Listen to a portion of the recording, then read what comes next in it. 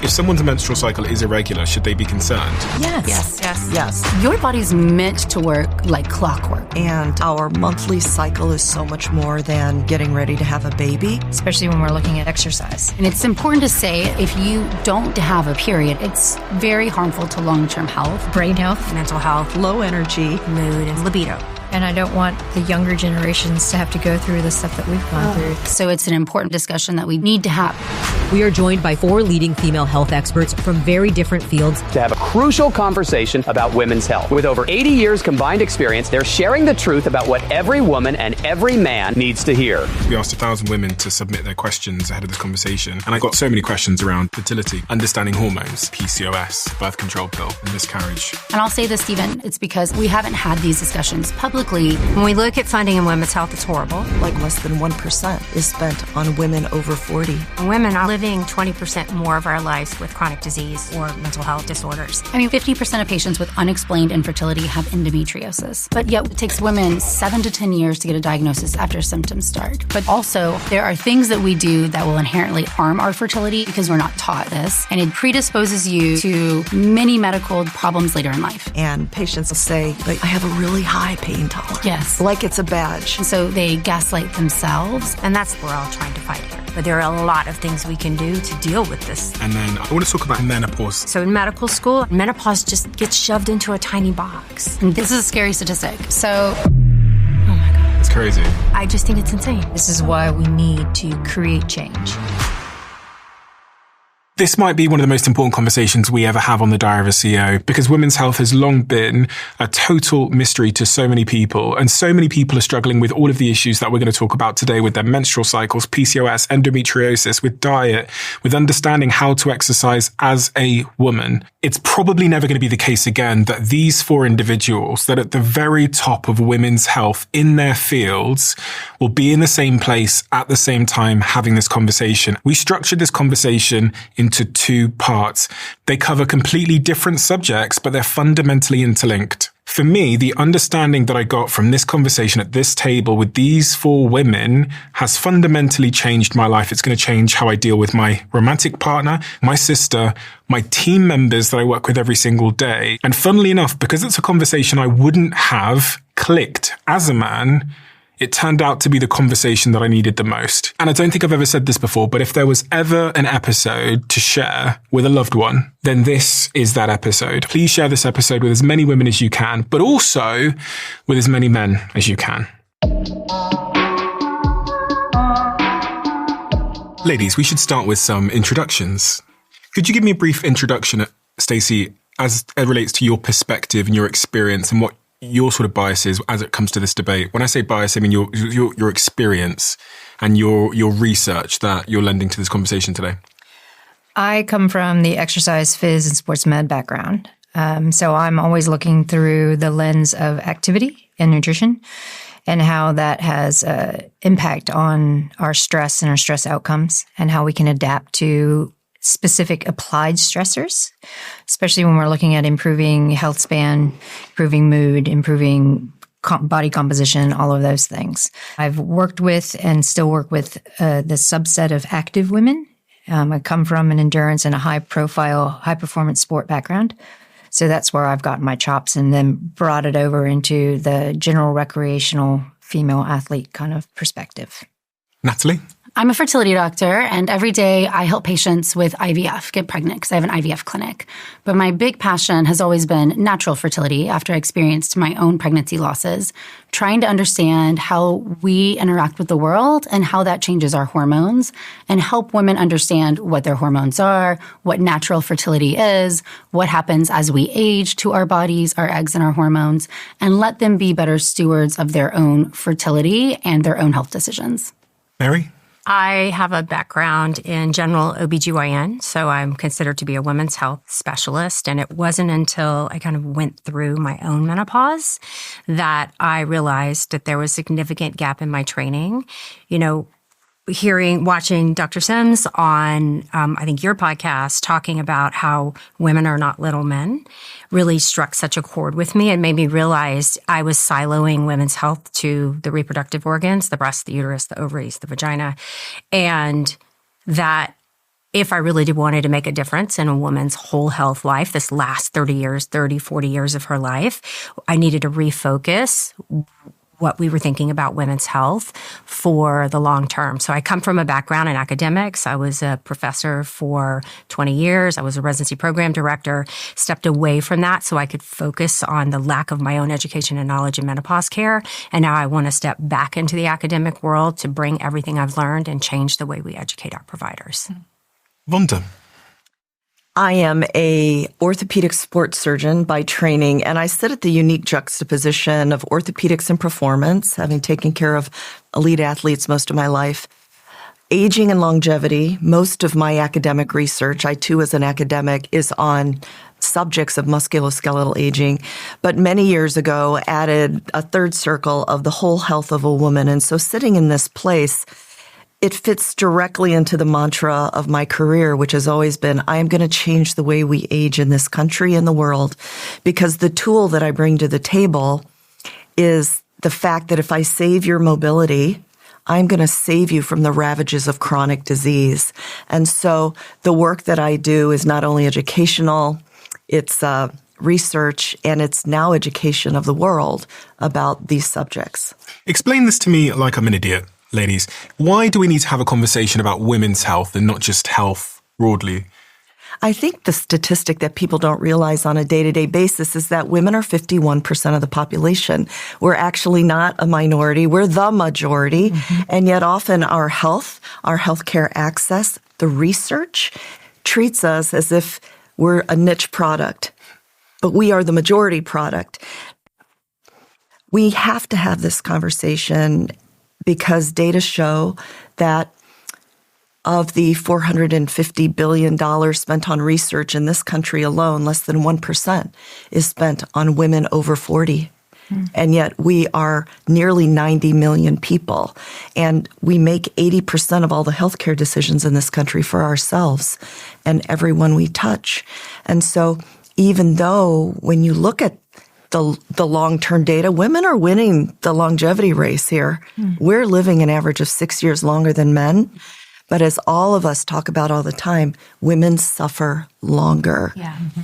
We're living 20% more of our lives versus our male counterparts in poor health with chronic disease or mental health disorders.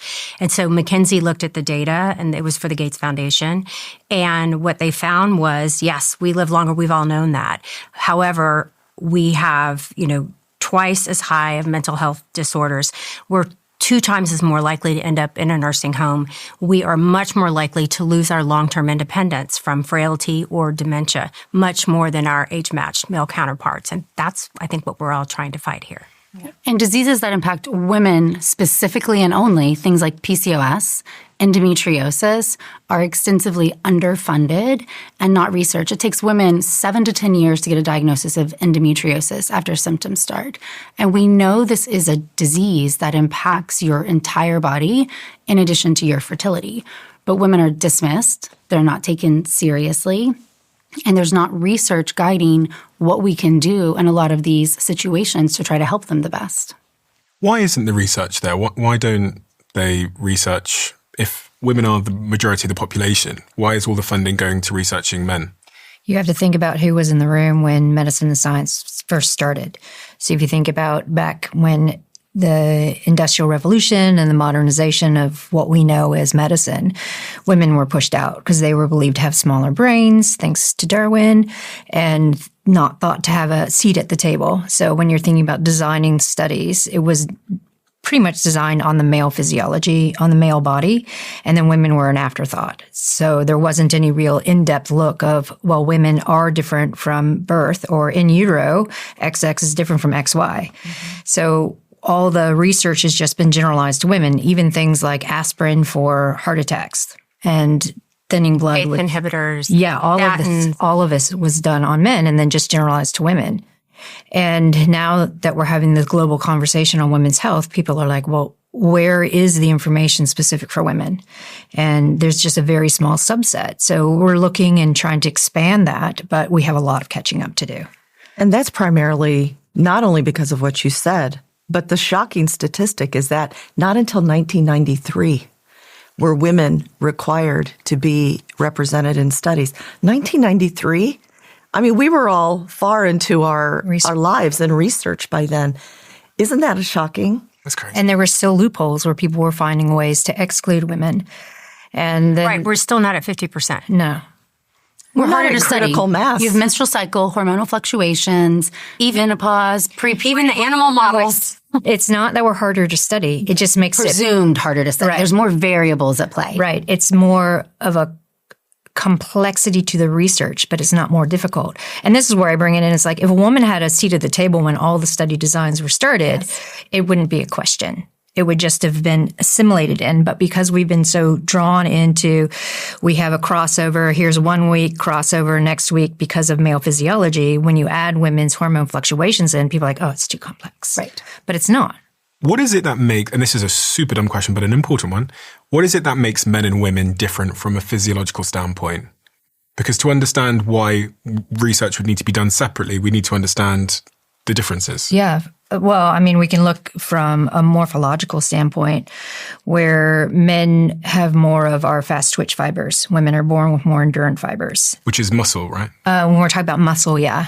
So men have more of the ability to do power and really fast, energetic type activities, or women are more attuned to endurant type activities. And this affects metabolism. It affects blood glucose homeostasis. And when we're looking at bone and bone density, men have stronger bones.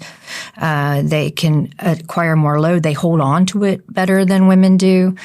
We see smaller lungs, smaller heart, less hemoglobin in women than men. And that's an offshoot of what testosterone does. So there are just basic physiological differences between XX and XY that people don't really assimilate and understand. And the way I like to say it is you go into a shop and you have a men's section and a women's section, and there are touch points on the external that really identify gender and or sex. But when you look intrinsically, no one is identifying those touch points until now. Also, when we look at how we disease. So in cardiovascular diseases, is atherosclerotic disease is the best example. Men tend to have their blockages. So atherosclerotic disease is basically the plaques that build up in the coronary arteries around the heart. Men tend to develop their plaques very early, right as those arteries exit the aorta and dive into the heart muscle. So we get what we call the widowmaker. Okay, it's called that for a reason, because men die and they make a widow. Mm-hmm. And so that's the left anterior descending artery. Women, by and large, tend to not have these larger artery blockages, but their blockages are diffuse and microvascular deeper into the heart muscle, which is why we present with a heart attack much differently than a man does. And those, we're not teaching we're not educating our clinicians as to these differences. Women are considered to have atypical chest pain. Dr. Wright, 51% of the population is female. Why is my heart attack atypical and a man's typical? But this happens not only at the organ level. It makes sense that if we have a population with XX chromosomes, a population with XY, genetically and the way we express those genes are differently.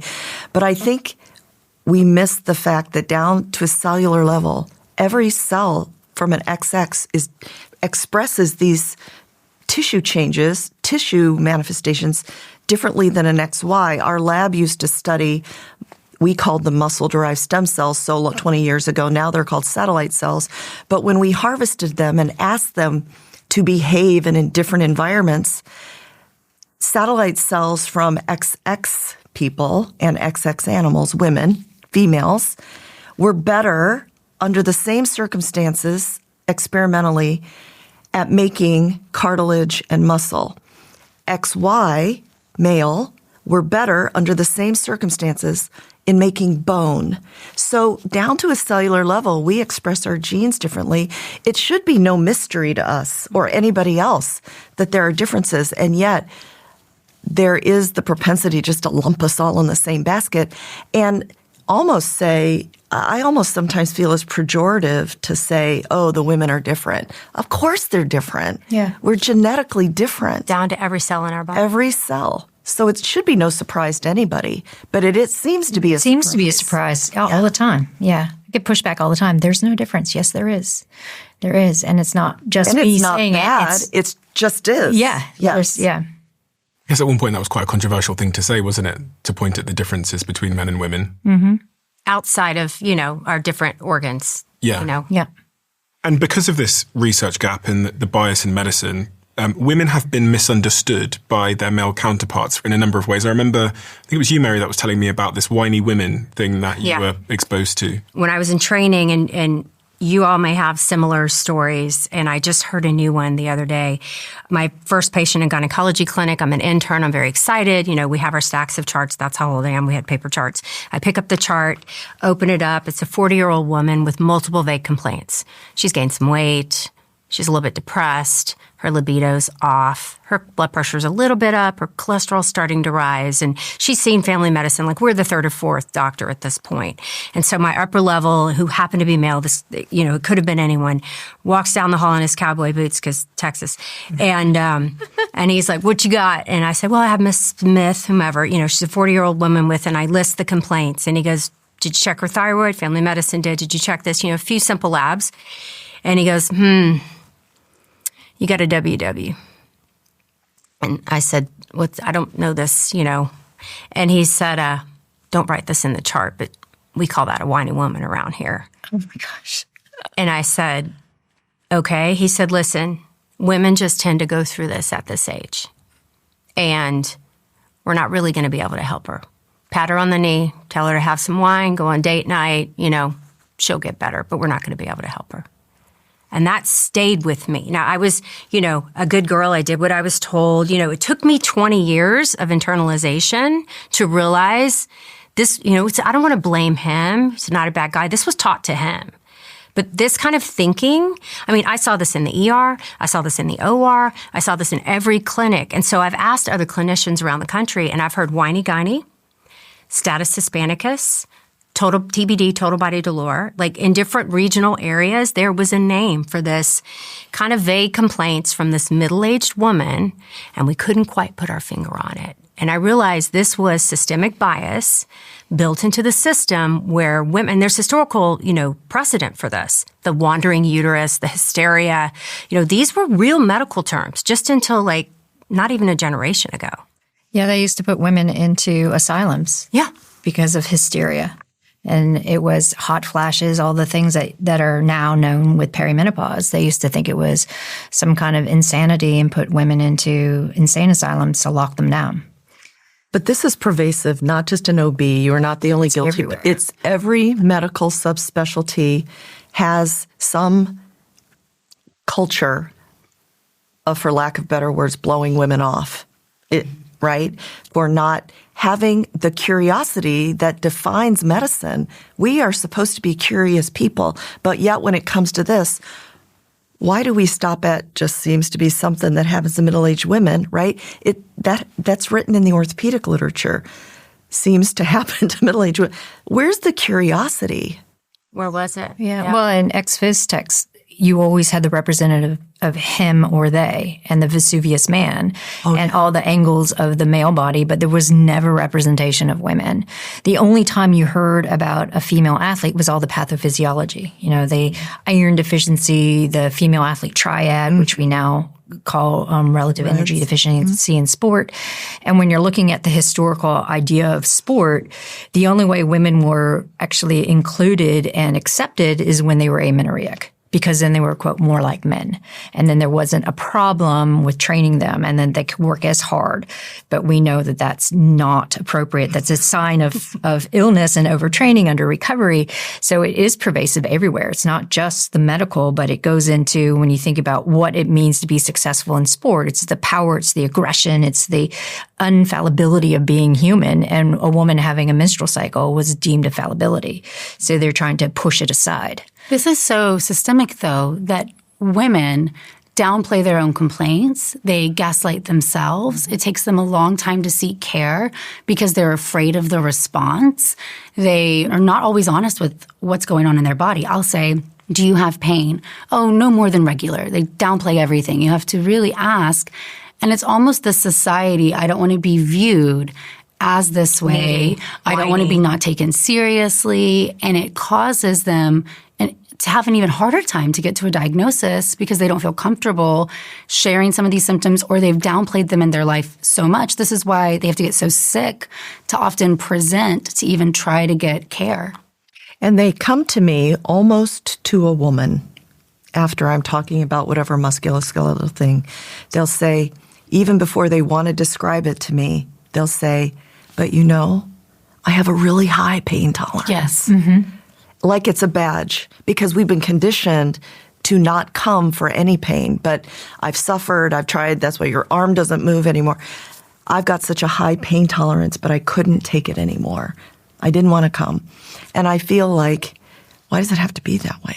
So you train treating both males and females. I do. I was locked in a room with women for 25 years, and so it's so fascinating to me to hear how man and woman come in with the same complaint in your clinic and your fellowship, all those years you spent training, and yet you were taught to treat them differently, and the urologists say the same thing, I don't think I was aware of it. Yeah.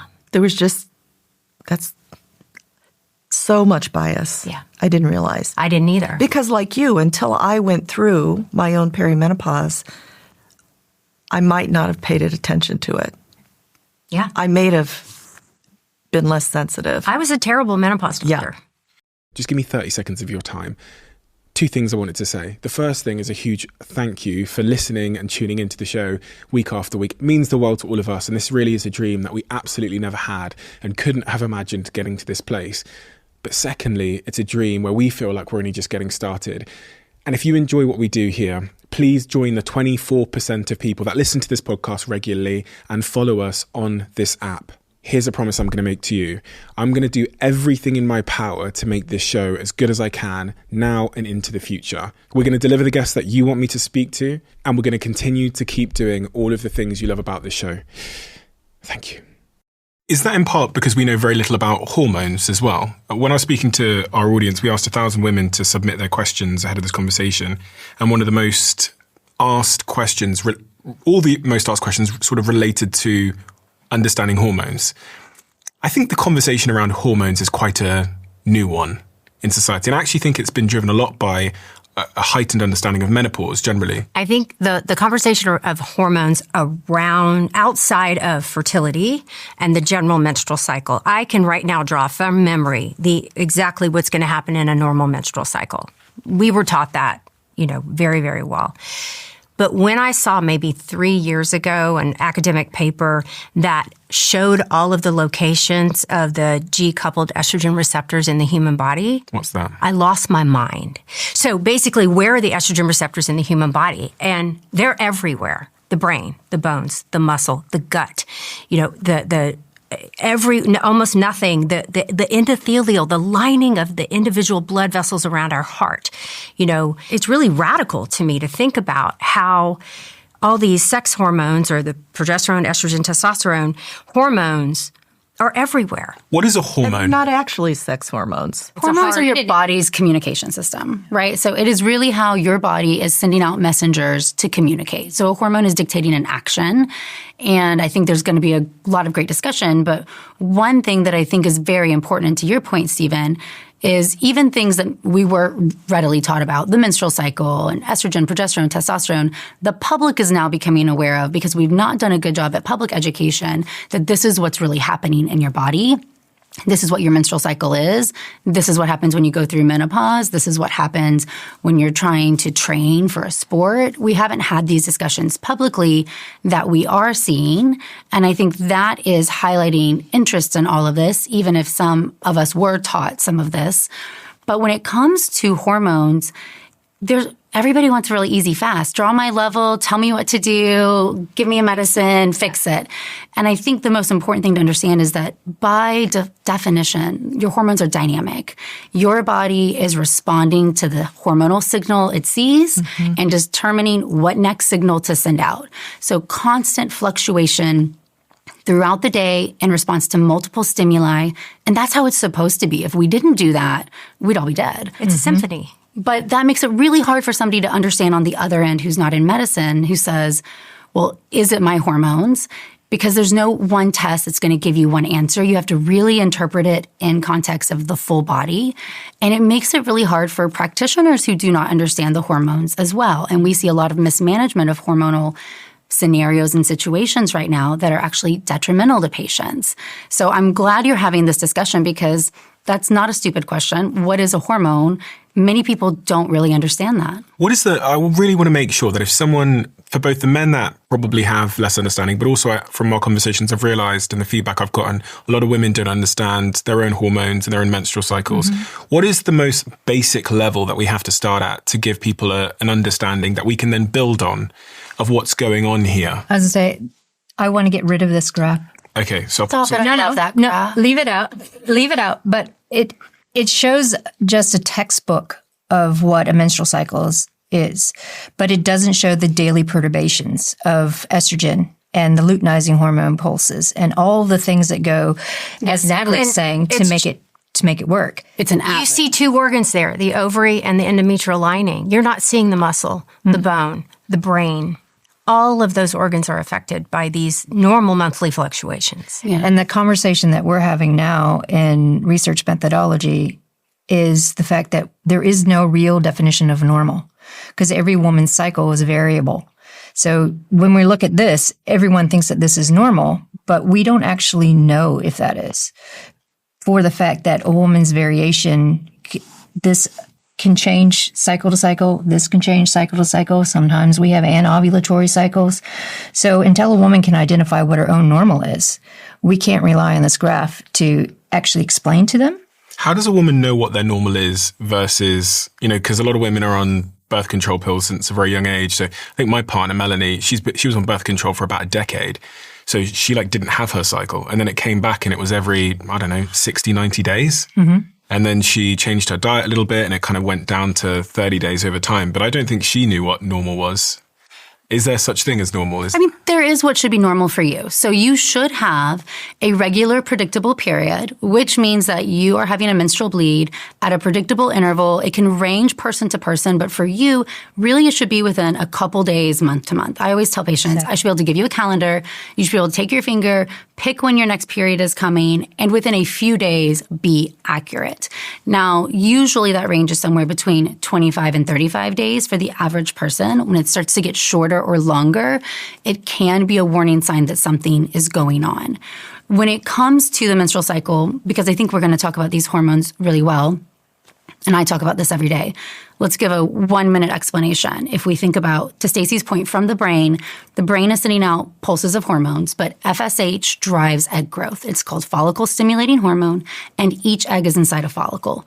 So you have a group of follicles inside the ovary. FSH comes from the brain, grabs one of them and gets it to grow, and it makes estrogen. And this estrogen from the ovary, as the egg is growing, is called estradiol, and it's the primary type of estrogen in your body. So it is rising, and when it gets to a peak level, and the body is so fascinating because it's 200 picograms for 50 hours. It's a very exact amount. Then the brain says, we must have a mature egg, and it kicks out a surge of luteinizing hormone, or LH. And that is going to allow the follicle to rupture, the egg to be released, and the follicle to reform and then become a corpus luteum.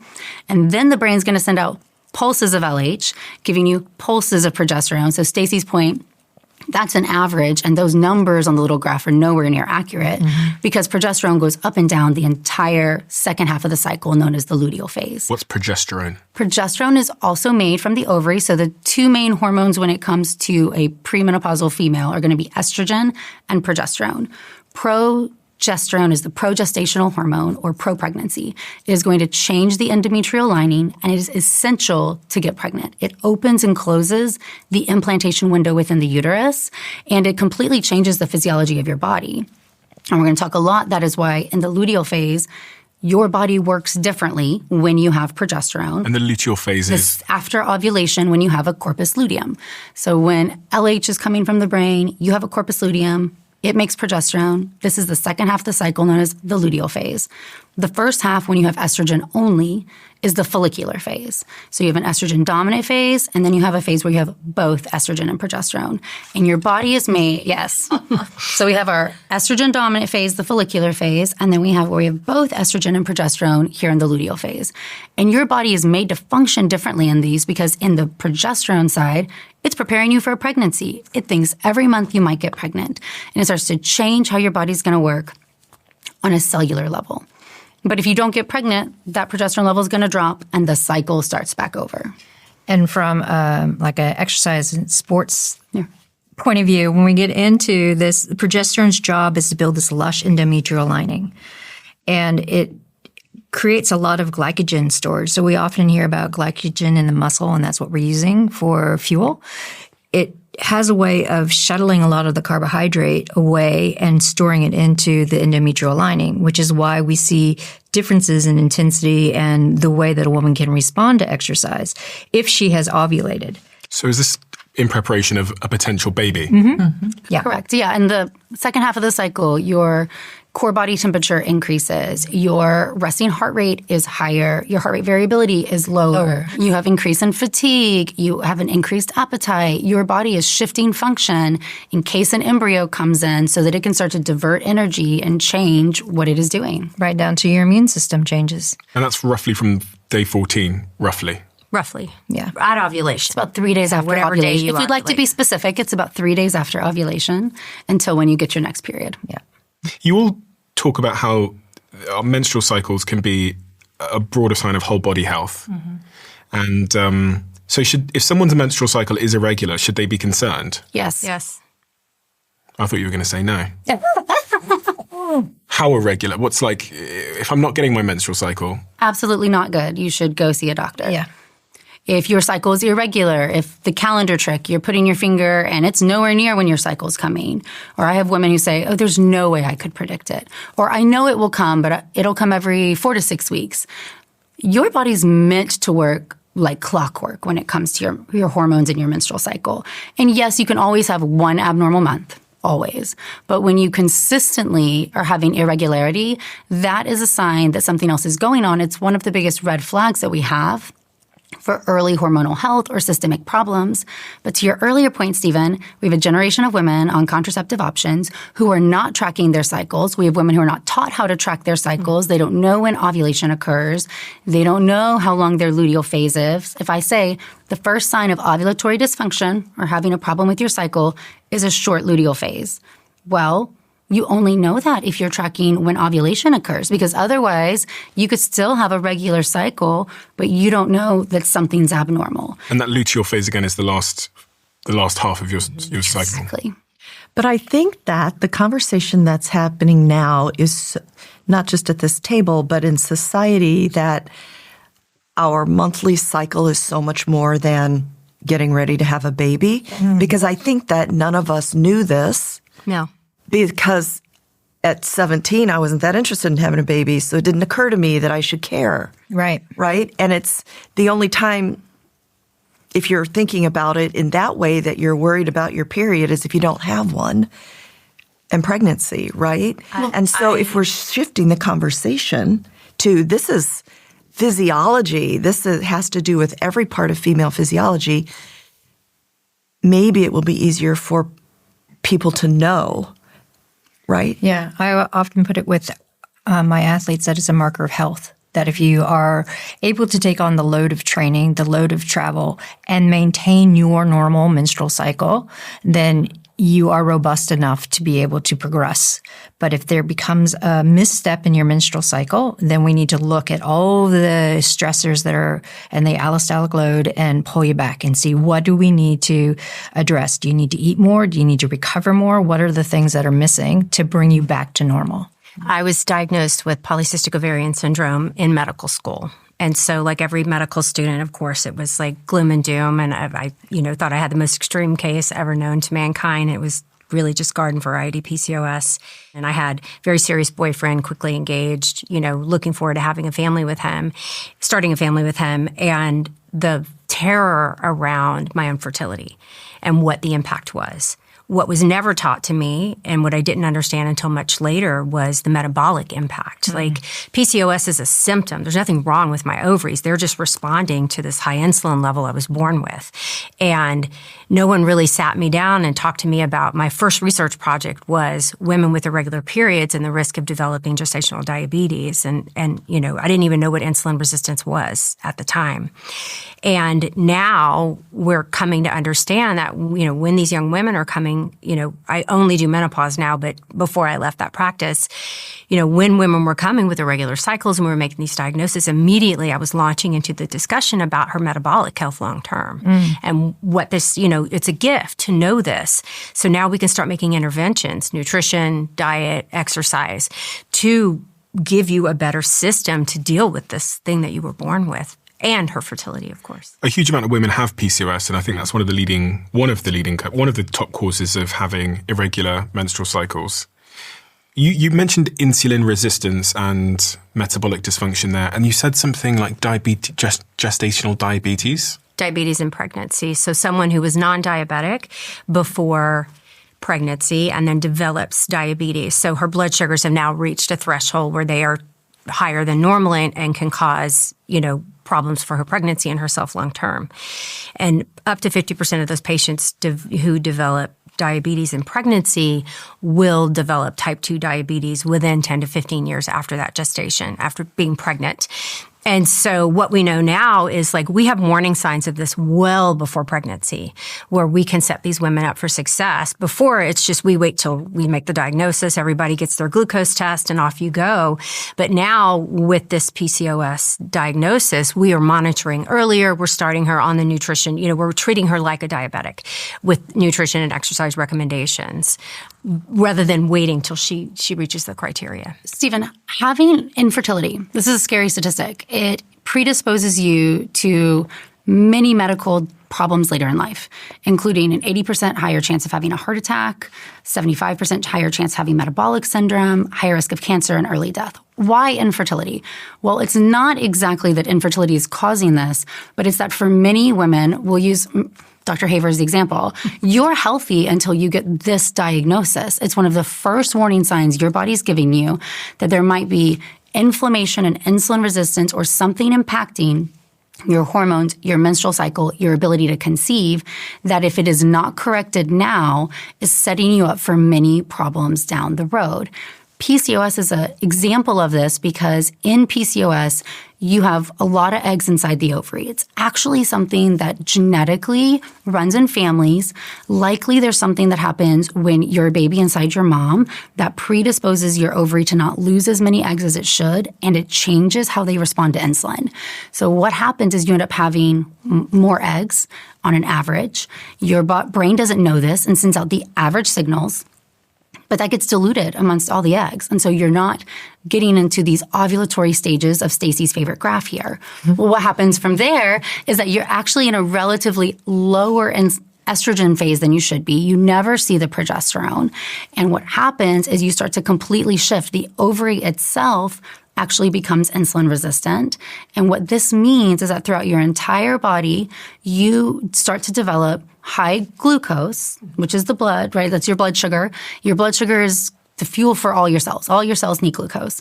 Well, insulin is the hormone that helps that glucose go from the bloodstream into your cells. Well, in insulin resistance, when your body sees high glucose all the time, it starts to send out more insulin saying, hey, we need to get this into cells. But the cells start to, I'm used to insulin being here, so I'm not going to respond. It's going to take a higher insulin signal to get the cell to open up the door and let glucose comes in. This becomes very problematic, especially in, we'll say, PCOS, because that insulin is very inflammatory, causes you to get extra fat stored in different places. It also just completely changes how your body, your metabolic health in general, but also your hormonal health and in your brain. Because your brain sees this and says, why are we keeping glucose in our bloodstream? What's going on? Heightens everything. And so this resistance to insulin actually shifts how your brain's going to respond to hormones, therefore the hormones it's sending out. And it's a self-perpetuating cycle. And a lot of, when we talk about lifestyle mechanisms to improve hormonal health, which I know that we all will, a lot of that is targeting improving insulin resistance and combating inflammation, because those two players, a lot of it is controlled by the world around us and what we do to some degree. And especially if you have an underlying diagnosis like PCOS, endometriosis, which is a chronic inflammatory disease, autoimmune disease, you're at even higher risk. I would say your scale is already tipped in a way that's going to be really hard for you. You have to make active steps to fight what is happening inside your body. We'll talk about some of the ways one can reverse their PCOS, if that's even a possibility. But again, on the causal factors, is it something... So my girlfriend's got PCOS. Yeah. She's been very public about that. Is it something she did? Is it something she ate? This is the way she was born. So she was born with a predisposition of having too many eggs. You lose most of the eggs inside your body when you're a baby inside your mother's womb. You lose the next biggest set before you ever have your first period. Now, if you don't lose them for some reason, you're born with more, and it interferes with how your hormones are supposed to communicate, leading to this metabolic issue and this insulin resistance. She did nothing to cause this. Nobody with PCOS caused it. However, what you said earlier, she changed how she ate and her cycles got more regular. You can influence the severity of the symptoms that you experience with it. So even if you don't cause your disease, because you did not, choices you make can make it better or worse, just like any disease. Yeah. And when you use the word insulin, I think of, or insulin resistance, I think of sugar. Yeah, because glucose is sugar, essentially. And many people, and I'll have patients tell me this, I don't need to worry about insulin resistance because I don't have diabetes, or it's not in my family. We've ingrained this word insulin resistant, or talking about glucose or checking glucose with a diabetic or pre-diabetic state. But the world around us honestly promotes insulin resistance.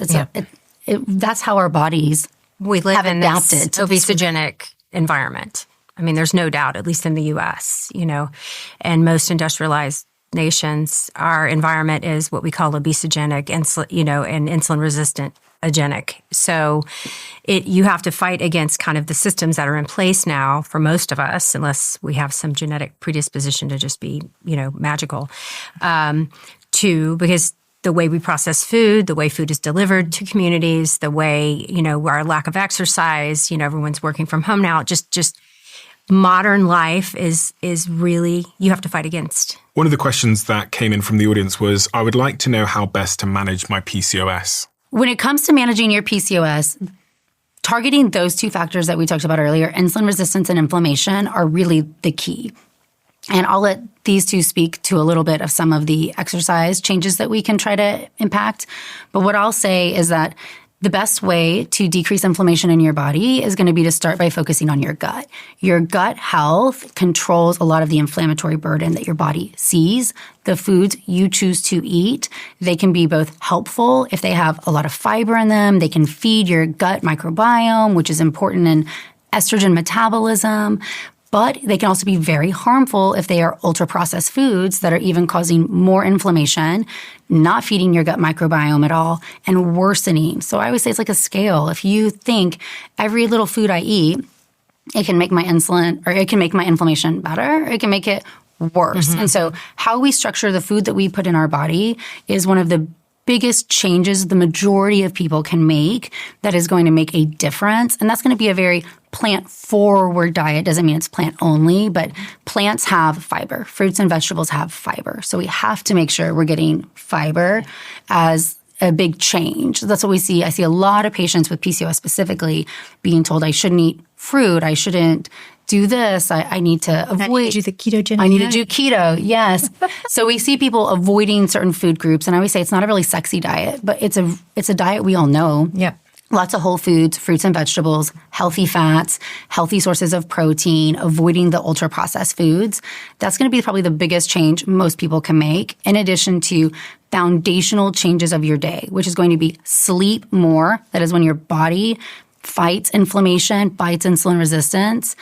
Work on decreasing chronic stress. To Stacy's point, you're not running from the bear, so your body is not using that challenge, but you get an email, you get stressed, and your body releases a lot of glucose so it can have sugar and fuel to run from a bear, and there's no bear, right? And previous days that would happen, and then you'd go run and that glucose would go into all of your muscles and your body would go back to normal. But now we're chronically stressed, so actively decreasing stress. And then exercise. Building and using skeletal muscle is one of the most effective ways to combat insulin resistance that exists. And since 80% of patients with PCOS have insulin resistance, a large portion of women with infertility, even without PCOS, have insulin resistance.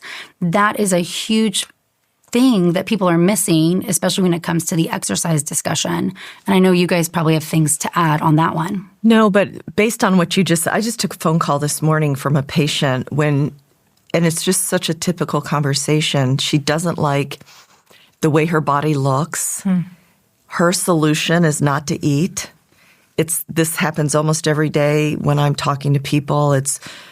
We're having coffee for breakfast. We don't eat till midday. When we do eat, so the gut reaction, because of the way many women are raised, is that we're going to starve ourselves, which is the opposite of good when it comes to physiologic wholeness. And then you don't have the energy to do the kind of exercise you need.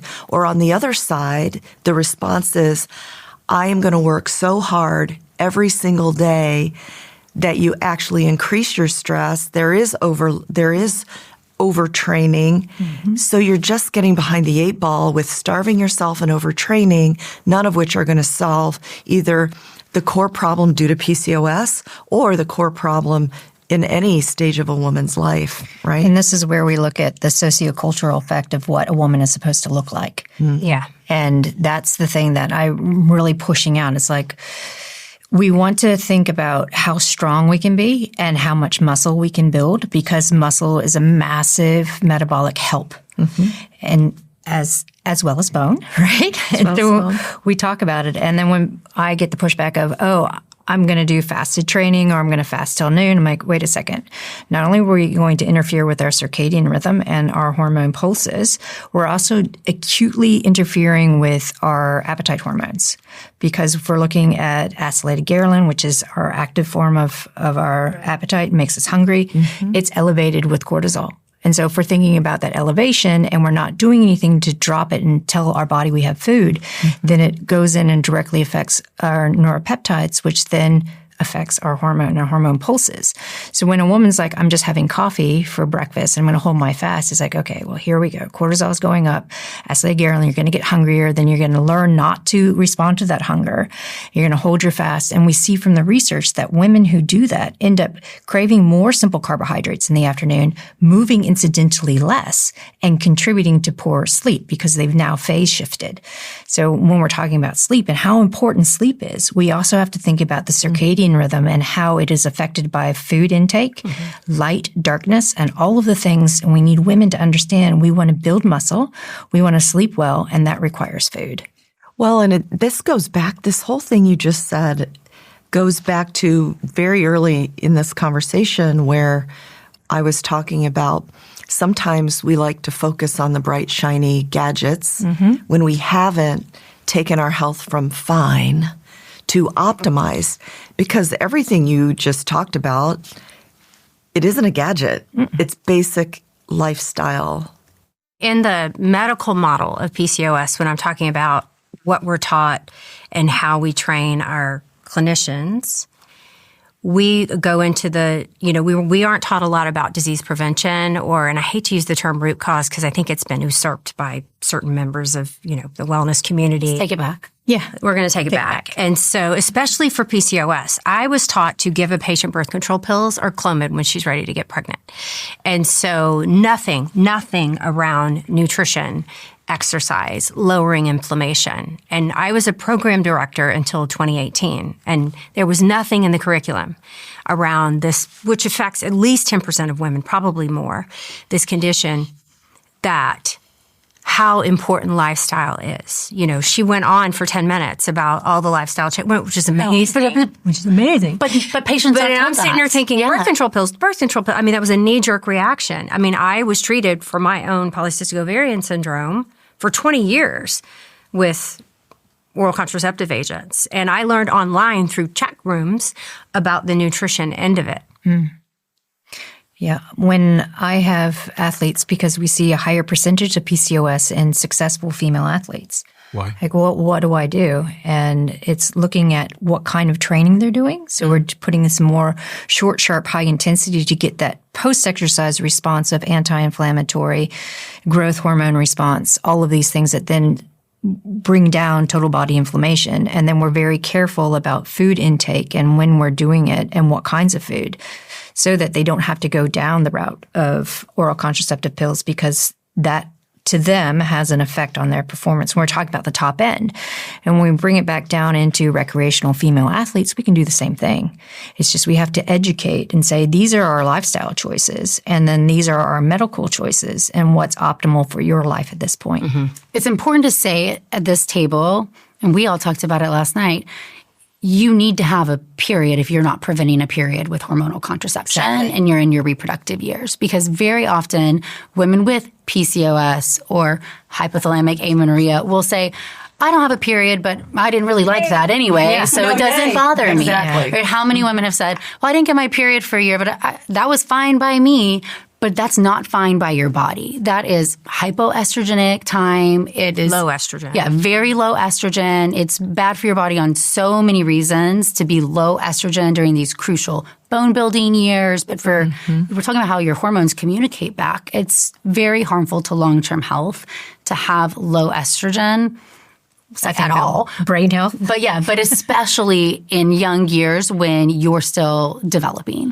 Why would a woman say that she didn't want to have her period? I mean, this is a super naive question as a guy, but I understand it's painful. I mean, do you want to bleed for a month? Do you want that? I mean, if it was a choice, no. Actually, knowing now what I know now, and for my own young daughters, I'm like, we have got to make sure you have a period. Yeah. But when I was young, I was a dancer and an athlete. I had very low body fat, and I wouldn't have periods for 6 to 9 months. And I'm like, yes. Do you know what's interesting? I was thinking of Mel. She, because of what she's been through, and also because she's listened to the conversations I've had with all of you, and she understands the value and importance of her period, she now celebrates it. It's like a celebration in our house when it arrives, because if you understand the importance that it has in sort of full body health and the role it's playing, then the pain, the downside, is weighted against your understanding of the upside, which to her means she's healthy, she's fertile. Hormonal health is working. Things are great. And that's the conversation shift that I'm hoping is going to, instead of being a detriment and a downer and talked about, she must be on whatever derogatory things are said about us, that, oh my gosh, she is so healthy. Yeah. I remember sitting in a high performance meeting just maybe 3 years ago, and the leading athletics coach stood up and said, I know when my athletes are ready to perform on the world stage when their periods stop. And all of us went, what? It's like, no, that's the time where like we have to really look at your athlete is getting ready to crack and be injured. And it's still this pervasive idea, and it's still pervasive even in the fitness industry, that losing your period is okay because that means you're training harder. They actually are very resistant to getting it back. Yes. Like it's a sign of failure of their sport or their athletic endeavor because this is so pervasive. And I think that's why it's important to have these discussions. And I love hearing that Mel now says, yay, my period is here, because that's a sign of hormonal health and things are working well, because that is how we should feel. But I think the other part of it is for women who have menorrhagia or heavy bleeding and heavy cramping, they don't realize that they can get help with that as well. And that's the conversation that isn't followed through when we're like, yes, get your period. But if you're someone who suffers from really bad cramps, we also have to educate that there are things that we can do to help with that. Does the size of the bleed matter? Because she turned around to me the other day and she said, with her last cycle, she said that she didn't bleed much. And she seemed slightly concerned. Obviously, I had no idea what to say to that. It depends. Congratulations. Well done. I'm so sorry. Menorrhagia. So we have definitions, and there are, we don't walk around with measuring cups generally between our legs to measure how much blood's coming out each month. But women know. But women know. Your period should not cause you, with modern, period products, your cycle shouldn't cause you any stress in your life. You should just roll with it. right? And so that's when I'm like, when is it a problem? Shouldn't bleed through your clothes. You should be able to sleep through the night. You should be able to get through an athletic performance. You should be able to do X, Y, and Z. Now, when we do start measuring, and you should not be anemic. So I'm not waiting till anemia. Anemia is low red blood cell count, to the point where your performance is affected, your ability to carry oxygen is affected. So the red blood cells are what carries oxygen in our bodies. And women who have heavy periods, however that's defined, can lead to anemia. But the first thing that we notice is their ferritin is dropping. That's the first sign. My daughter, we just had some blood work done. She was feeling a little fatigued, and her ferritin and iron saturations were really low. And I was like, talk to me about your period. Turns out she's not eating a lot of iron-rich foods, so we're dealing with that. But, we can get so far ahead of this. And looking at these ferritin levels, the transferrin, these iron studies, before she's actually anemic, which is like the last thing that happens when her red blood cell count drops or they become so small and what we call microcytic, we need to do a better job at recognizing these things. We're not going to walk around and measure how much blood's coming out, because I could maybe squeak out 200 cc's, a period, and you could be 300 and we're both doing fine. We both have grades. So I think it's really looking at, how much bleeding is too much. Now, how little is too much, that's probably better. Yeah. Any change from what you consider normal, we would all say this is a normal amount. So if it gets heavier than that or less than that, and it stays that way, that is concerning. You can always have a one-off.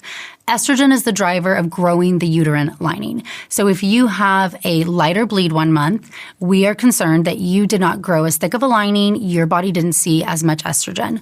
Most of the time, you ovulated earlier that cycle, your cycle came a little bit sooner than you're used to it coming, and it's not quite a big deal.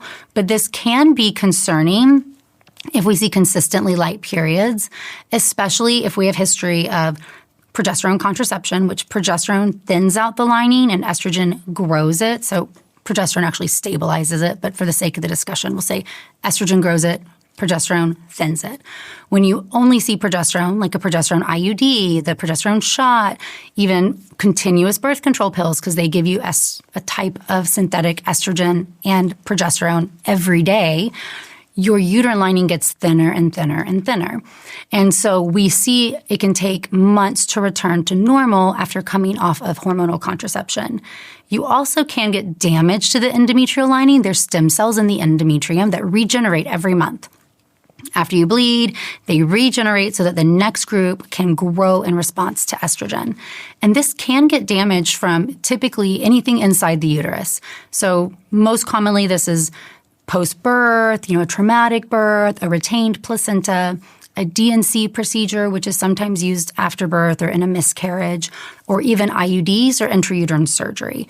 And it can form scar tissue in the uterus that can cause a light period. So if you said, oh, Mel had a miscarriage and had this procedure, and now her periods are lighter, I'm highly concerned. Mm-hmm. Versus Asherman syndrome. Yeah, so that is concerning for scar tissue in the uterus. Okay. If you said, oh, she was on a birth control pill for a while and now it's a little bit lighter, I'm less concerned that's probably going to get better. Or if this period came closer together.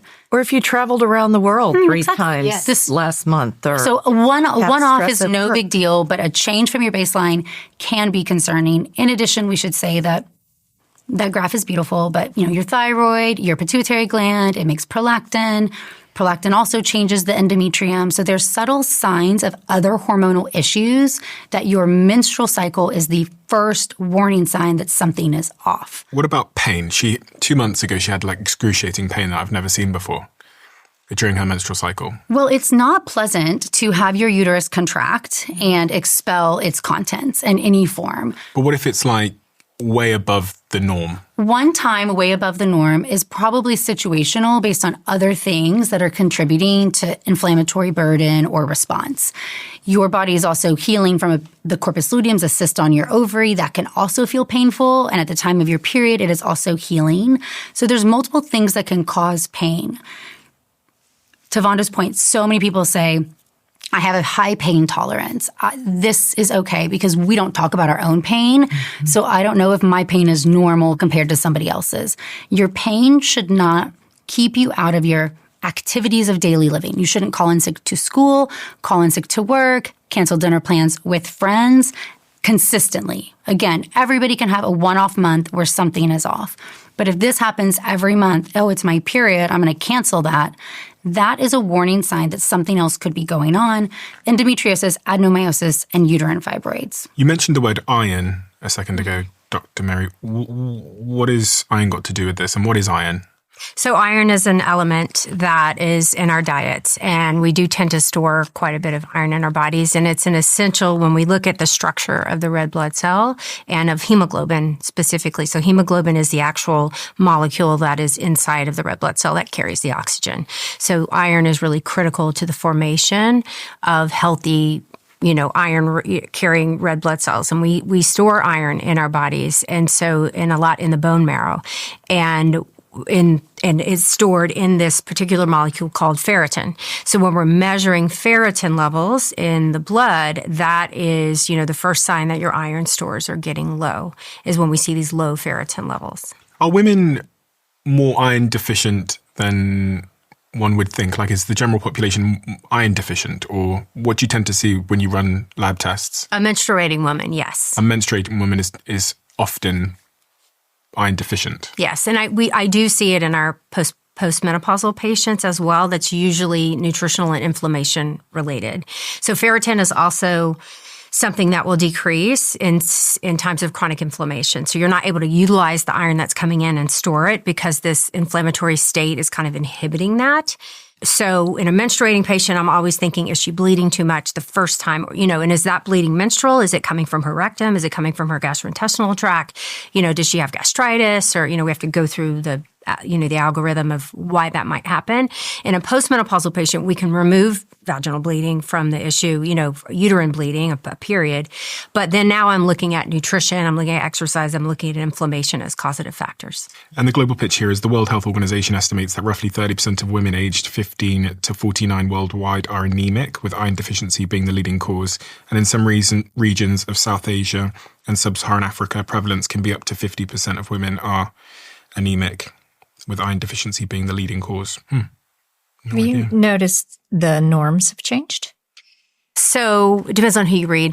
Yeah. Again, when you're looking at male normative curves versus what, we're tend to accept lower levels for a female, but now that we're looking at performance and, looking at other factors besides just what is this ferritin level, there's a lot great new research coming out that we are looking at this differently, and that we're in our clinic, we are looking for 60 to 100 for a ferritin level to be considered optimal. Very different than, the baseline for, keeping you out of a hospital versus you functioning at your absolute best. Yeah, because the norms that often get measured for us, because they tripled, right? They were 15 and then they went up to 40. So now they're saying 20 and above is normal. And when I look at a lot of women who are sitting 20 to 30, they can't get help. They cannot get help. And it's like, whoa, it was maybe 4 or 5 years ago. If you were below 50, then we would look to get help. But now with the norms that have shifted with the sicker population, we can't get women help unless they are below 20. So when we say normal, I think this is important for everybody watching or listening. Normal in medicine means common, not non-pathological. Okay. Not bad, doesn't mean that it's not bad. And so norms shifting, meaning we're getting sicker as a population. And we're willing to accept lower levels, although they're not optimal for health. The lab reference range, what they say when you get your blood work drawn and you see the reference range, is based on population averages. And so if the population is more anemic, this is going to accept lower levels being normal, even though they're by no means optimal. And I think that's one thing we all talk about is, well, how are you feeling, your symptomology, what do we see? And you have to interpret blood work in context of the whole person and what is happening. And that is one issue we do see with getting your own blood work drawn or these online companies. When nobody's interpreting it or helping you interpret it on the other end, you see something that is in a normal range, but it's not at all optimal for you. And it could be the reason False why. reassurance. Yeah, exactly. I want to talk about endometriosis. We have a team member who's been with the Diary of a CEO since the very beginning called Liv. Yes. Are you familiar with Liv? I am. So at age 13, she had her first period and she experienced agonizing pain with heavy bleeding. At age 14, she was put on the pill to manage the symptoms. Between age 15 and 24, she continued to have severe stomach pain, which resulted in multiple A&E visits.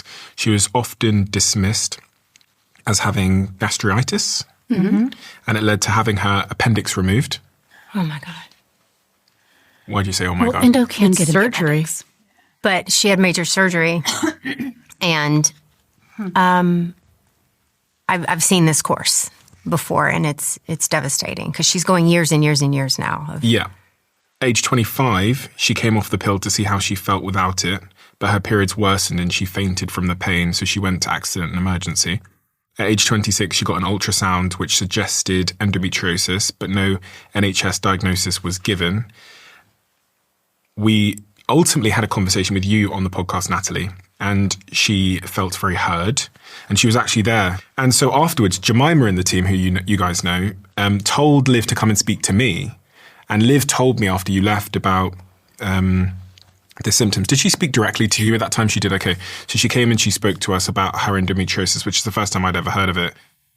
And then we offered to help support her privately so she could get private support with it. And she got an MRI scan privately, which confirmed stage 4 infiltrating endometriosis. Gosh.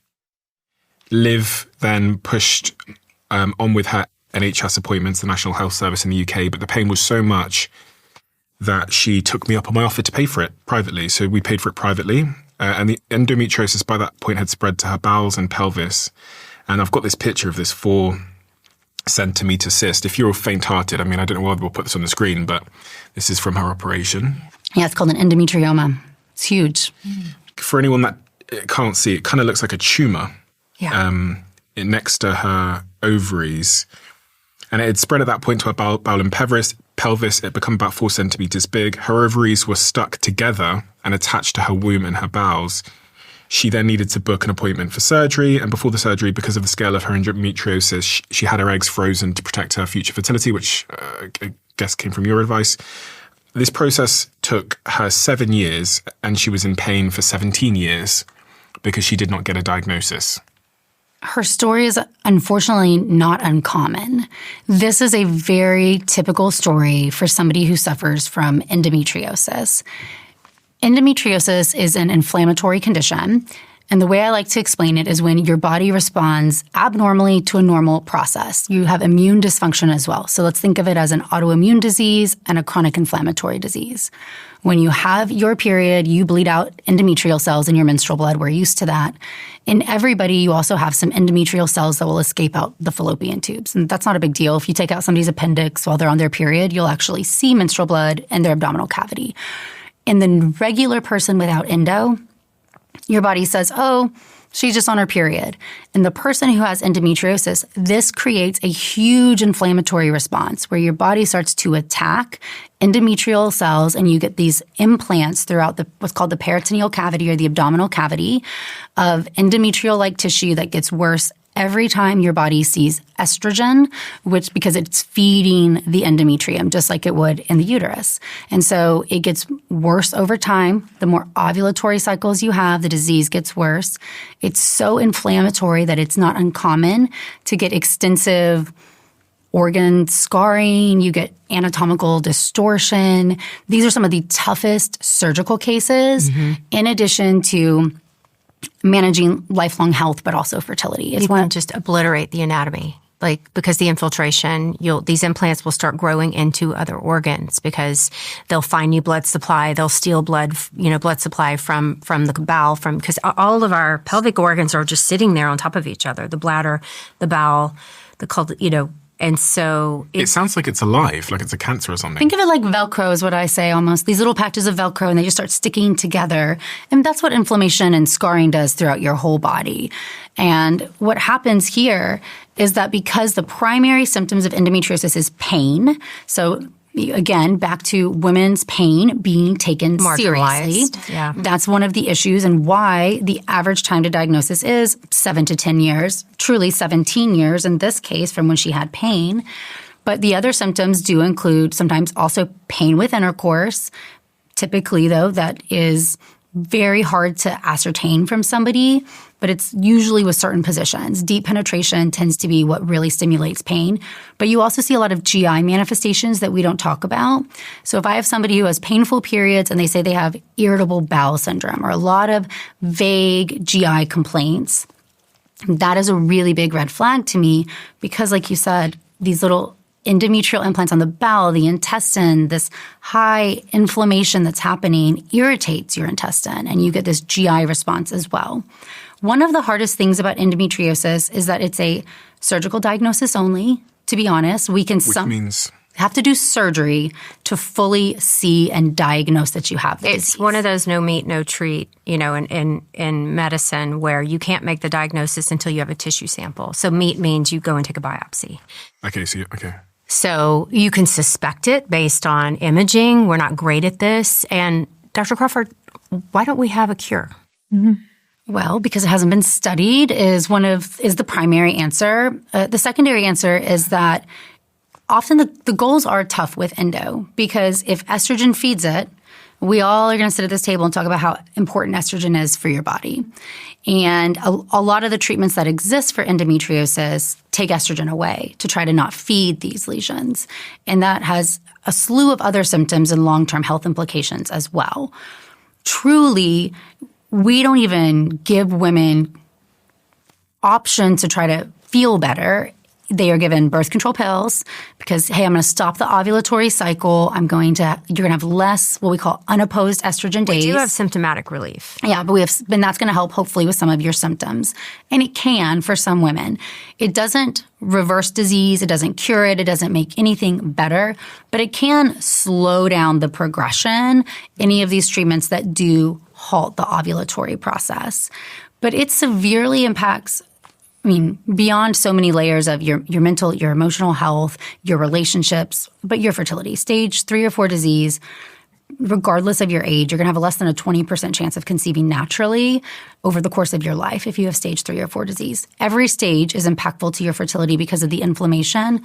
Once you have anatomical distortion, an endometrioma or cyst inside the ovary, removing that cyst is going to decrease your egg count. That's going to have a major implication on your potential. That's why we froze eggs before we took a cyst out so that we could get those eggs, at least some that we could, out of the body before we went and did something that was going to destroy part of the ovarian tissue. What you said, Stephen, is it seems like endometriosis is alive. And that's a really great analogy because it does just feed into tissue and it's highly destructive. And if it distorts the anatomy, we need a healthy, floppy fallopian tube generally that can swing around and pick up this egg that's floating around our abdominal cavity. And then you need a place for the egg and sperm to meet, which is generally a healthy, non-inflamed fallopian tube. So they're also at increased risk for infertility, but ectopic pregnancies, that's where I see them, is when I was a hospitalist, is in the OR, emergently from a ruptured fallopian tube from this, and I go in and I'm making, not only is she's lost a wanted pregnancy, I'm making the diagnosis of endometriosis at the same time, and they are just devastated. I just feel sitting here not being anywhere within this field thinking, wait a minute, because I was a cancer nurse first, right, before I did this. Wait a minute. There's got to be a cell surface marker that's unique to the endometrium that we could make a monoclonal antibody against. Yeah. There's got to be a cell surface marker. And I will say there are people now doing lovely and wonderful research on a cellular level of endometriosis, trying to look at the endometrium itself, what cell markers are similar in endometrial implants. Can you diagnose this on an endometrial biopsy in somebody? We haven't seen it get to the point where it needs to, but at least people are paying attention. So I do think we might have emergent technology that will change the course of this for people. Right now, I think awareness is key. And one thing I always say is that especially as a teenager, because women adjust, you accommodate to the world around you. That's one of the things that I think makes women so resilient. But if you have pain every single month of your life, you are going to convince yourself this is normal for a degree of time, because what other option do you have? It has to get so bad. But when you're a teenager, you don't know that. And so if when you are a teen, you would stay home from school, you would not go to the football game or go out to dinner with friends, that to me is a huge red flag, but it actually is a very high predictive marker that you do have endometriosis. So pain out of proportion to being able to complete your normal life as a teenager is a really big warning flag. I ask every patient about that when we talk about their periods, because 50% of patients with unexplained infertility have endometriosis. It is so hard to diagnose and underdiagnosed, yet impactful to our body. 26 years old, the advice given to her by the NHS was to go back on the pill to solve for the pains that she was getting. We certainly have a lot of dismissive doctors and people who don't take pain seriously, but also a disease that is underfunded and not researched. We do have limited options for how you can help somebody. And I think we have to acknowledge that both things can be right. Now, getting to the root cause of your pain is always going to be really important versus just saying, here's a birth control pill that should take care of it. Some women with endometriosis love being on the birth control pill. It does highly improve their symptom profile, and it's an important part of their treatment regimen. Other women do not find any benefit from it, and it's really important to have the discussion, especially with endometriosis, in regards to your family planning goals. Do you want kids? When is that going to be? What might this look like? Because we know if you have a higher rate of infertility, a higher rate of needing IVF, do we need to intervene sooner? But that's going to impact some of the treatment options we're able to give you, because some of them do delay ovulation for a prolonged period of time. What I find in the patients, when we made the diagnosis, was they're forced into making these kind of life-changing decisions around their fertility and ability to conceive before their peers are even thinking about it. And it's pretty devastating. It is. We have some pilot data looking at taking some of the nuances of recovery and looking at how to dampen inflammation. So we have some pilot data that's showing when women do cold exposure, that it dampens inflammation and improves their symptomology. So I'm always thinking on the outside, like, what other things can we do to dampen inflammation in a positive way to improve symptomology? How does that work? So if we're thinking about the responses to cold exposure, and not talking about ice, we're talking about cold water exposure, it creates a cascade of immune responses that kind of protects the body. So we're reducing inflammation, we're improving parasympathetic, which reduces stress. So if we're timing it and they know when their period is and they can go, okay, well, for the next or the 10 to 14 days before my period starts, I'm going to have 10 minutes of cold water exposure. And over the course of 3 to 4 months, that immune response becomes learned. So it reduces symptomology. So it becomes one of the treatment options that we have for some of our athletes that have endo and interferes with their training. So, the cold water exposure is available there. So that's how we started the pilot study. How cold? Like if someone wanted to do this at home? 10 degrees Celsius. So what is that, about 40? Feels cold. Yeah, it feels cold. Really cold. But not an ice bath. Not an ice bath, because ice is not good for Can you get that in the shower?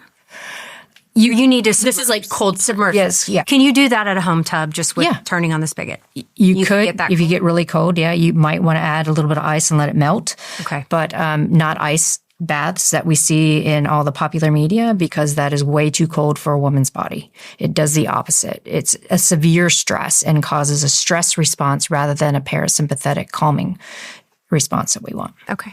Like Stacy said, decreasing inflammation in an inflammatory disease is key to controlling the factors you can. And much like we talked about inflammation in PCOS, we heard the same word right here with endometriosis. Chronic inflammatory diseases are the number one thing that we see across the board impacting the population, but especially women. And so these same strategies to work on decreasing your own inflammation, and for endo, it's a little different because you can target it for when you expect to have that high inflammatory burden. But that's really an important part that we don't talk about. I don't see that the NHS talked about an anti-inflammatory diet or getting more sleep or cold exposure. Working in the sales team at a startup can be a strange experience because one month you're chasing leads, like the future of the business depends on it, which often it does, and then the next month you're buried in them. Pressure builds up and eventually it starts clouding your judgment. Then you end up making a reactive decision instead of an informed one. Our sponsor, Pipedrive, is the #1 CRM tool for small to medium businesses made by salespeople for salespeople. It helps you get brutally clear on exactly where your focus should be. It shows you what opportunities have stalled and what is worth your time and focus. And my team have been using the new Pipedrive Prospector tool, which uses AI to search through over 400 million profiles to find verified decision makers and shares their contact information with you. So if you're interested in learning more, head to pipedrive.com/CEO, where you can get a 30-day free trial. And that's just for my audience, pipedrive.com/CEO. So it's time to join the 100,000 companies that are already using Pipedrive by going to pipedrive.com/CEO now. On this point of birth control, one of the questions that came in from the audience was, how terrible is birth control to female hormones? The birth control pill shuts off the brain's desire to send the signal to the ovary to make hormones. So it is ethinyl estradiol, a synthetic estrogen, and a type of a synthetic progestin or progesterone. These work, the brain thinks that you have estrogen and progesterone present. As we said, that's the luteal phase. And so your brain says, we don't need an egg to grow. Ovulation starts in the brain, yep. Right? So no FSH comes out, and you're not going to get ovulation. So they're very effective for prevention of ovulation, which makes it a very effective contraceptive option. But as far as hormonal shifts, your brain's not sitting out FSH and LH. Your ovaries are not going to be making estradiol or progesterone. Or testosterone. True. And so that is how they are sometimes helpful if you have some women get hemorrhagic cysts with ovulation. Every time you ovulate, when you rupture that cyst, you get a lot of bleeding. The birth control pill can prevent ovulation, therefore prevent some women from being in terrible pain. If you have PCOS, they're often handed out like candy.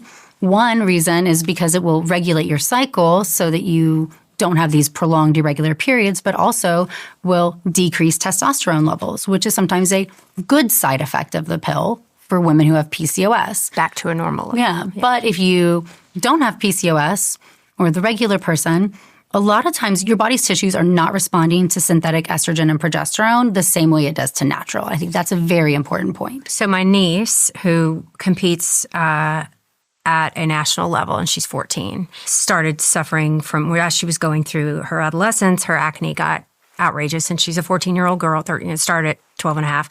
And of course, she goes to the dermatologist and they're trying some topicals.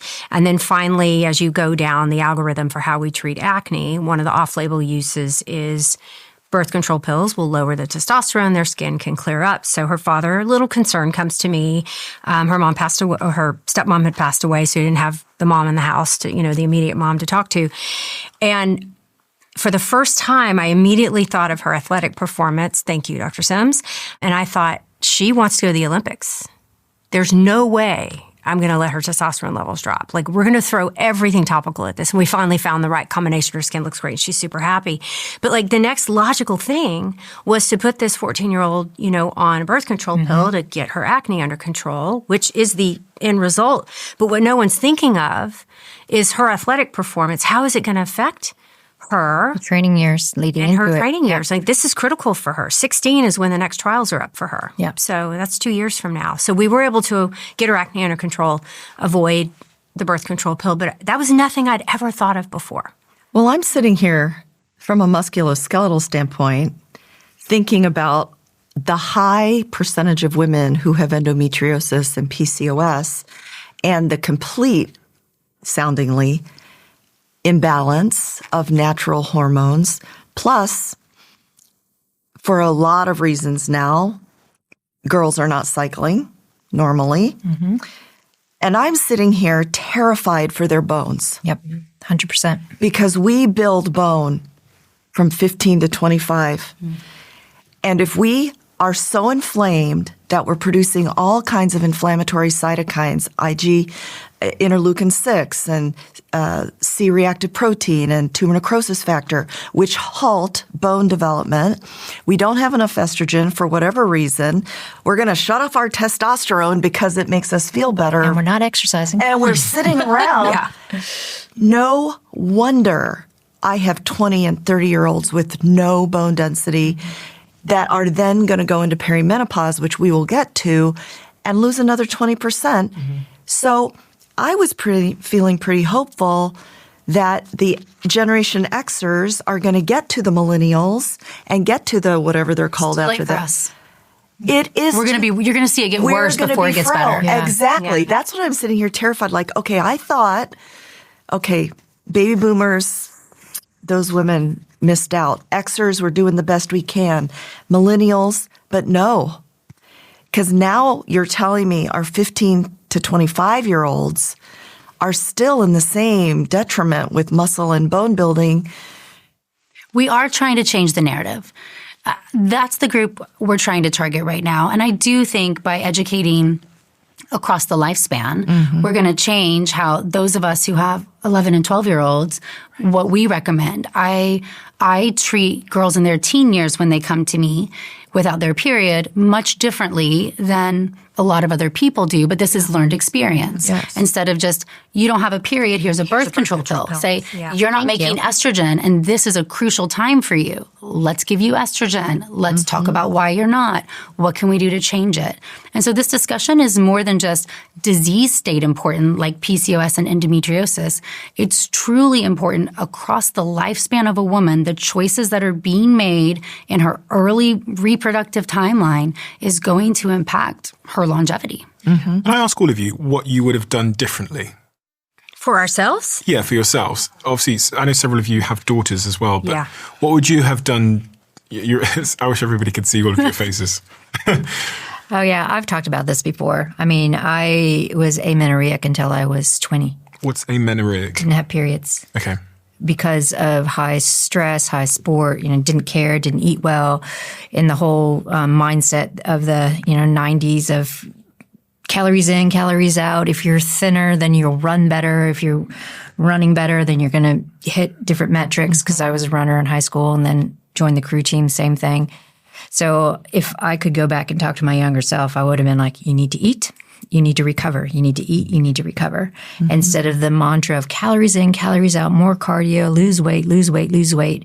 Because now I educate people as you want to take up space. You want to be strong. You want to look at not the idea of losing something, but gaining something, gaining that power, gaining that strength, gaining that bone, gaining that muscle, gaining your period. Those are the things that I'm trying to educate the younger generation, because that was not impressed upon me as a younger athlete, which then had a lot of repercussions later in life.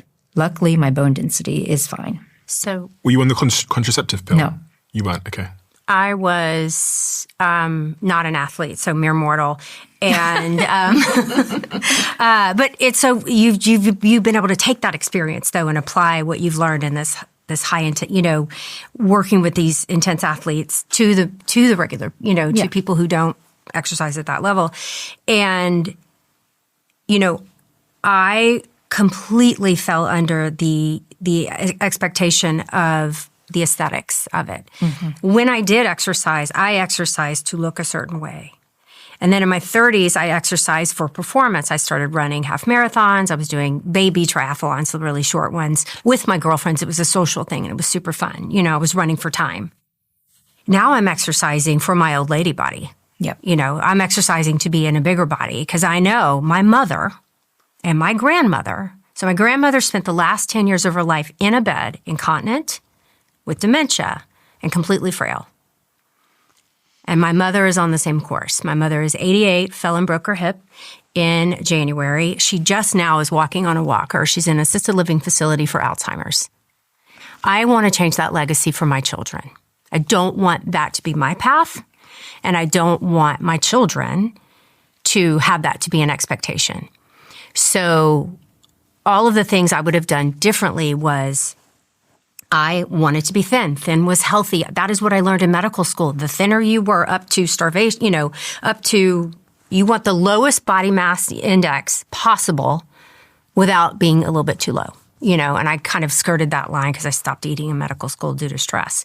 I would have fed myself. I would have lifted weights. I would have stopped doing so much cardio because knowing I was chipping away at my bone density. I was chipping away, I was raising my inflammation levels. I was chipping away at my ability to resist the Alzheimer's, and dementia that runs in my family. And that's what I'm trying to impress. My girls are 21 and 25. What I'm trying to impress on them. But that's the mentality that we grew up in, right? Yeah. When you're looking at the supermodels of the 90s and Kate Moss, and it was heroin chic. Yes, heroin chic, which is the worry now with the GLP-1s coming back and the ballerina body and all of the things that we're seeing come back again. Mm-hmm. And it is worrisome.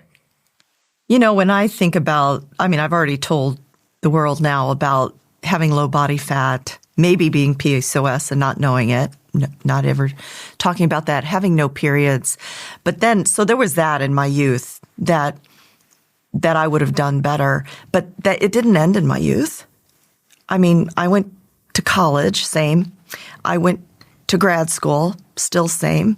I went to medical school, and in medical school, and 4 years of medical school, 7 years of residency and fellowship, still didn't eat, still wasn't having periods. Oh, no. I didn't sleep for about 11 years, whether between call every third night, and then I had a baby, and then I was awake for 2 years because she slept with me. That's another discussion. But I think of all these things that I wish I knew then that I know now. I have the same goal. I have 4 30-year-old daughters, and I have a 17-year-old, and they are not going to be allowed to hit a wall like some of us may because we didn't know. And were you on the birth control pill? Intermittently, probably totally in my life about 10 years, but not continuously. And Mary, I forgot to ask, were you on the birth control? Yeah, we were off and on for 20 years. So polycystic ovarian syndrome, that was the treatment. I learned about nutrition kind of on the back end, but the life that I had set up for myself between, medical school, residency, and then going into the field of OBGYN with limited sleep, working 100-hour weeks, I didn't have an environment that would have been conducive to be able to manage that disease with lifestyle. And I can look back and say that honestly now, without using the crutch of the birth control pill to manage my symptoms. I was on the birth control pill for probably 15 years continuously. And, we have to give credit where credit's due because I was able to pursue medical training and not worry about what family building looked like for me, which was really important because I was not ready to have a child. So anytime we frame a discussion around birth control, I always want to say it's not ever going to fit into one bucket of all good or all bad. It's going to be, different stages of life, different things are important. I didn't stop it soon enough to learn to track my cycle. I didn't recognize cycle abnormalities. When I had recurrent miscarriages, I had a really hard time knowing, is this how my cycle's supposed to be or not? Because I never had the opportunity to just have periods and see what is my normal. I stopped it and started trying right away and got into a cycle of having a pregnancy, and that would last for a while, and then I would lose it. So I really lost the opportunity to say, this is my baseline, and there might be a problem here, or to intervene. I wish I'd advocated more when I had my own pregnancy losses. I was told over and over, there's nothing you can do, this is nothing, just keep trying. And even as somebody in the field, that felt very dismissive and is a fuel for a lot of what I do now. But on a personal level, 10 years after having those pregnancy losses, I was diagnosed with celiac disease because I had osteopenia on a DEXA scan. Mm-hmm. And so I had... To explain what that is. Yeah. So celiac disease is essentially an allergic reaction to gluten. So when I was taking gluten, which is in most of your carbohydrates, or the good stuff like breads and pastas, when I was eating those, it was causing an inflammatory reaction inside my body, making my gut unhealthy and kind of creating a baseline level of, let's say, chronic inflammation. Mm-hmm. And recurrent pregnancy loss can be one of the signs and symptoms of it, in addition to just some other what feel like very generalized symptoms: fatigue, low energy, headaches, GI distress. WW. Yeah, I was a whiny woman. And when some of these symptoms finally got to a state where they were getting worse, probably with hormonal change with age, and my doctor ordered a bone scan, and it came back that I had osteopenia, which is very low density of my bones for my age, and especially at the time, no known medical problems. And so luckily I had somebody who was very committed to not labeling me a WW and saying, I think you're not absorbing something correctly, to get on this pathway to figure out that because of this autoimmune disease, celiac disease, my gut was inflamed. I wasn't able to absorb the nutrients that I needed. But somebody had to be committed on the other end, because these symptoms went on for so long. I just accepted them. I let them be. But I also am scared because those critical bone building years, I was on the pill. And I used it continuously, which means every single day, all the time. I know I was chronically inflamed. And so now I'm at a stage of my life at 43 saying, I've got to try to catch up before it's too late. And that is scary. And can you catch up? Yes. Yes, you can build bone.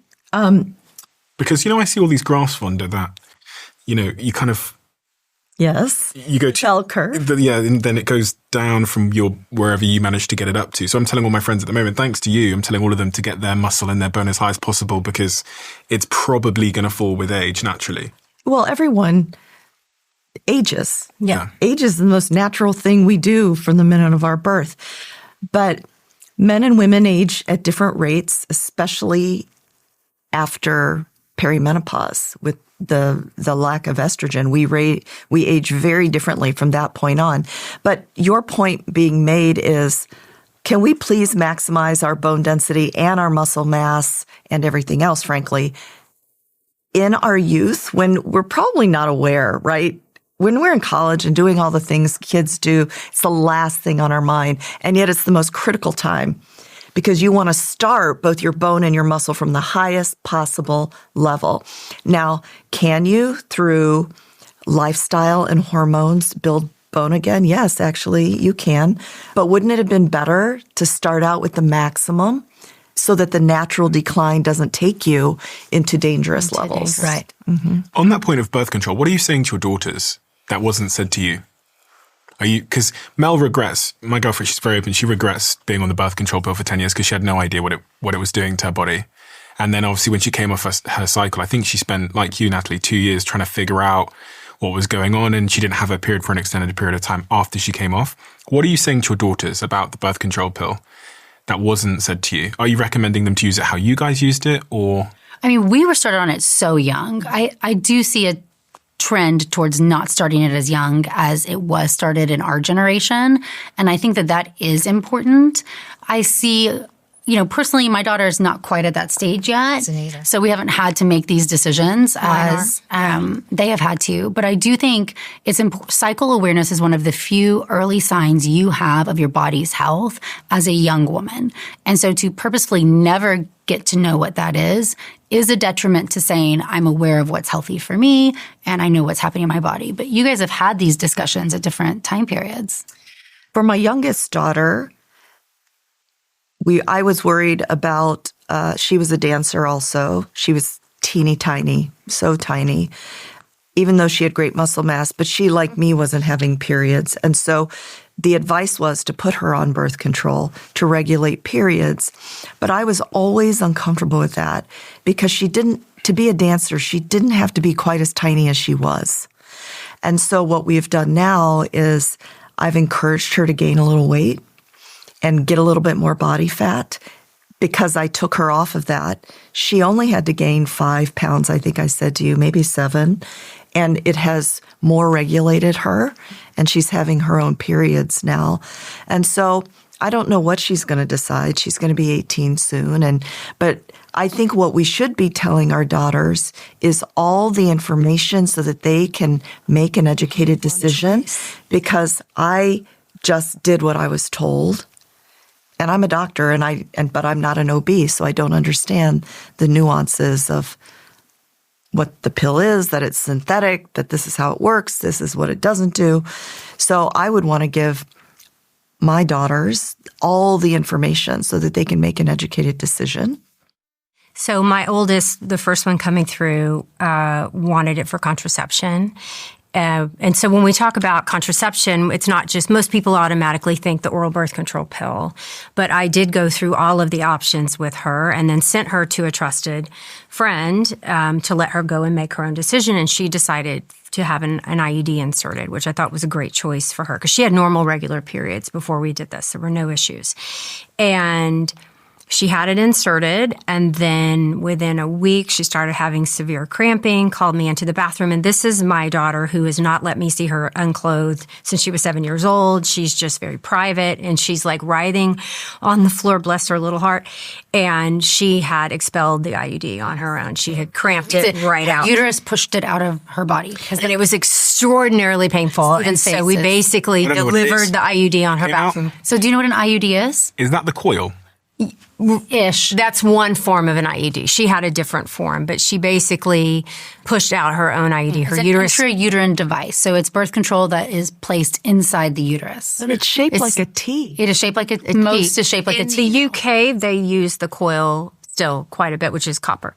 And so there's different options for the IUD. Some contain progestin, some contain just the copper. And so the way an IUD works is that it creates an inflammatory response in the uterus so that the cervical mucus thickens so that when we are fertile in our fertility window, mid-cycle, and jump in if I mess this up, the mucus of the cervix thins to the point where sperm can actually get through. Most of the month, probably 85 to 90% of the month, the sperm cannot traverse the cervix. You cannot, So in our fertility window, right at ovulation, the cervical mucus thins, and then the sperm can transmit. So the presence of the IUD creates an inflammatory environment that will basically is toxic to sperm and thickens the cervical mucus where it becomes a plug. That's how it works. Works very, very well. Catherine, within a week, her uterus ejected it. So she cramped so much that it pushed it through, and so that wasn't an option for her. She wasn't willing to go through that again. So then at that point, she had to go through the hormonal options for that. And she decided to have the implant, so it's progesterone only, implanted in her arm. Quickly, we realized she needed some estrogen, so she supplements estrogen on top of that. Stephen, I think the contraceptive discussion, we have to say that there are options that are highly effective at preventing pregnancy. And at some times in your life, that is the number one most important goal. And we need to choose a highly effective option. However, some of those options included have downstream impacts that have not been discussed about. The typical contraceptive discussion says, here are some side effects you may have. If you want to still proceed, let's go for it. We're not talking about long-term implications of these. We're just talking about how you're going to feel, not exactly what is happening in your body. A lot of these contraceptive options are progesterone only. And so by your new favorite graph that you don't see progesterone every single day. So when you have a progesterone only, it is shifting your hormonal profile. And a lot of women, this progesterone is so high that it works by also preventing ovulation, makes it highly effective. But if you're not ovulating, you're not going to be making those high estrogen levels. And Dr. Haver and I have even talked about how we wish there was a contraceptive option that had estradiol in it, so that your body could still have some estradiol. The estradiol. So this ethinyl estradiol is very different than plain estradiol. They've put this ester group on the end, which makes it bind to the estrogen receptor in the brain 300 times more powerful than regular estradiol. Yeah. Which is why it's so effective. Why we do it in a microdose versus estradiol is dosed in milligrams, and ethinyl estradiol is dosed in micrograms because it is that much more potent.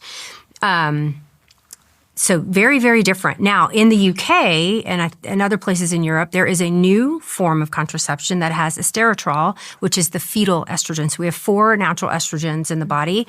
The ovary produces estradiol. That's the one we all know. It's really the biggest bang for our buck. The placenta produces something called estriol. Our fat cells and the peripheral tissues, the tissues outside of the ovaries, can produce something called estrone. And then we have this fetal estrogen called esterotral erythritol, if I'm pronouncing it correctly. And so they've been able to formulate that. So it is one of the natural estrogens, and they've put it in a birth control pill that is available in the UK. If you were 18, what choice would you make for contraception now? Studies have proven, within the shadow of a doubt, that relying on natural family planning at most ages is not a reliable form of contraception. So I would not recommend that. And relying on condoms. What do you mean by relying on natural family? So you timing your intercourse. Oh, okay. So cycle tracking, we know that the fertile window is the 5 days before and the day of ovulation. So 5 days before. 5 days before and then the day of. Sperm can live for 5 days in the female reproductive tract. The egg lives for 24 hours. So on this graph, where is... Yep. So the line, right, is ovulation, and then the 5 days before. Yeah. And so in popular culture, you would call that natural family planning. Okay, fine. Avoiding intercourse. So abstaining anytime in that window. But if I'm trying to get Mel pregnant, then I should really be aiming... Yeah, those are your target days. Yeah. There are apps for that you can track. Yeah. Oh, I've got the app. Yeah. Okay. Oh, he knows. Remember the sure variability the aspect, though. She's made me download it 9 times. There's a few different ways you can do natural family planning, to hijack the discussion for a minute, and they have different degrees of effectiveness. But one of the main issues is that they have very large abstinence windows. So it's often not very sustainable to say, well, we're just not going to have intercourse for 18 days out of the month or some very long time period, depending on which one, because your cycle's never perfect. Mm-hmm. What if you did ovulate sooner? If this is all you're relying on for your prevention of pregnancy, you have to really assure that you know when that ovulation is happening. It can be an effective way to prevent pregnancy if your cycles are very regular. But in my brain, I wish that's what you stop the birth control pill at least 6 months before you want to get pregnant. And then you start learning how to track your cycles, and you're using some natural family planning if you're not quite ready then, because the margin of error, oopsies, it didn't work, the acceptance of, well, we were going to try to get pregnant soon is usually okay. Yeah. It's not an effective contraception for most of the population. So we have to factor in when we're looking at, I was trained and taught to only look at birth control through the lens of contraception, right? We know that they might have some weird bleeding and maybe a few headaches. And for some, a DVT, if they have, deep venous thrombosis, you can have blood clots. It'll increase your risk, especially if you have a pregenetic disposition to that.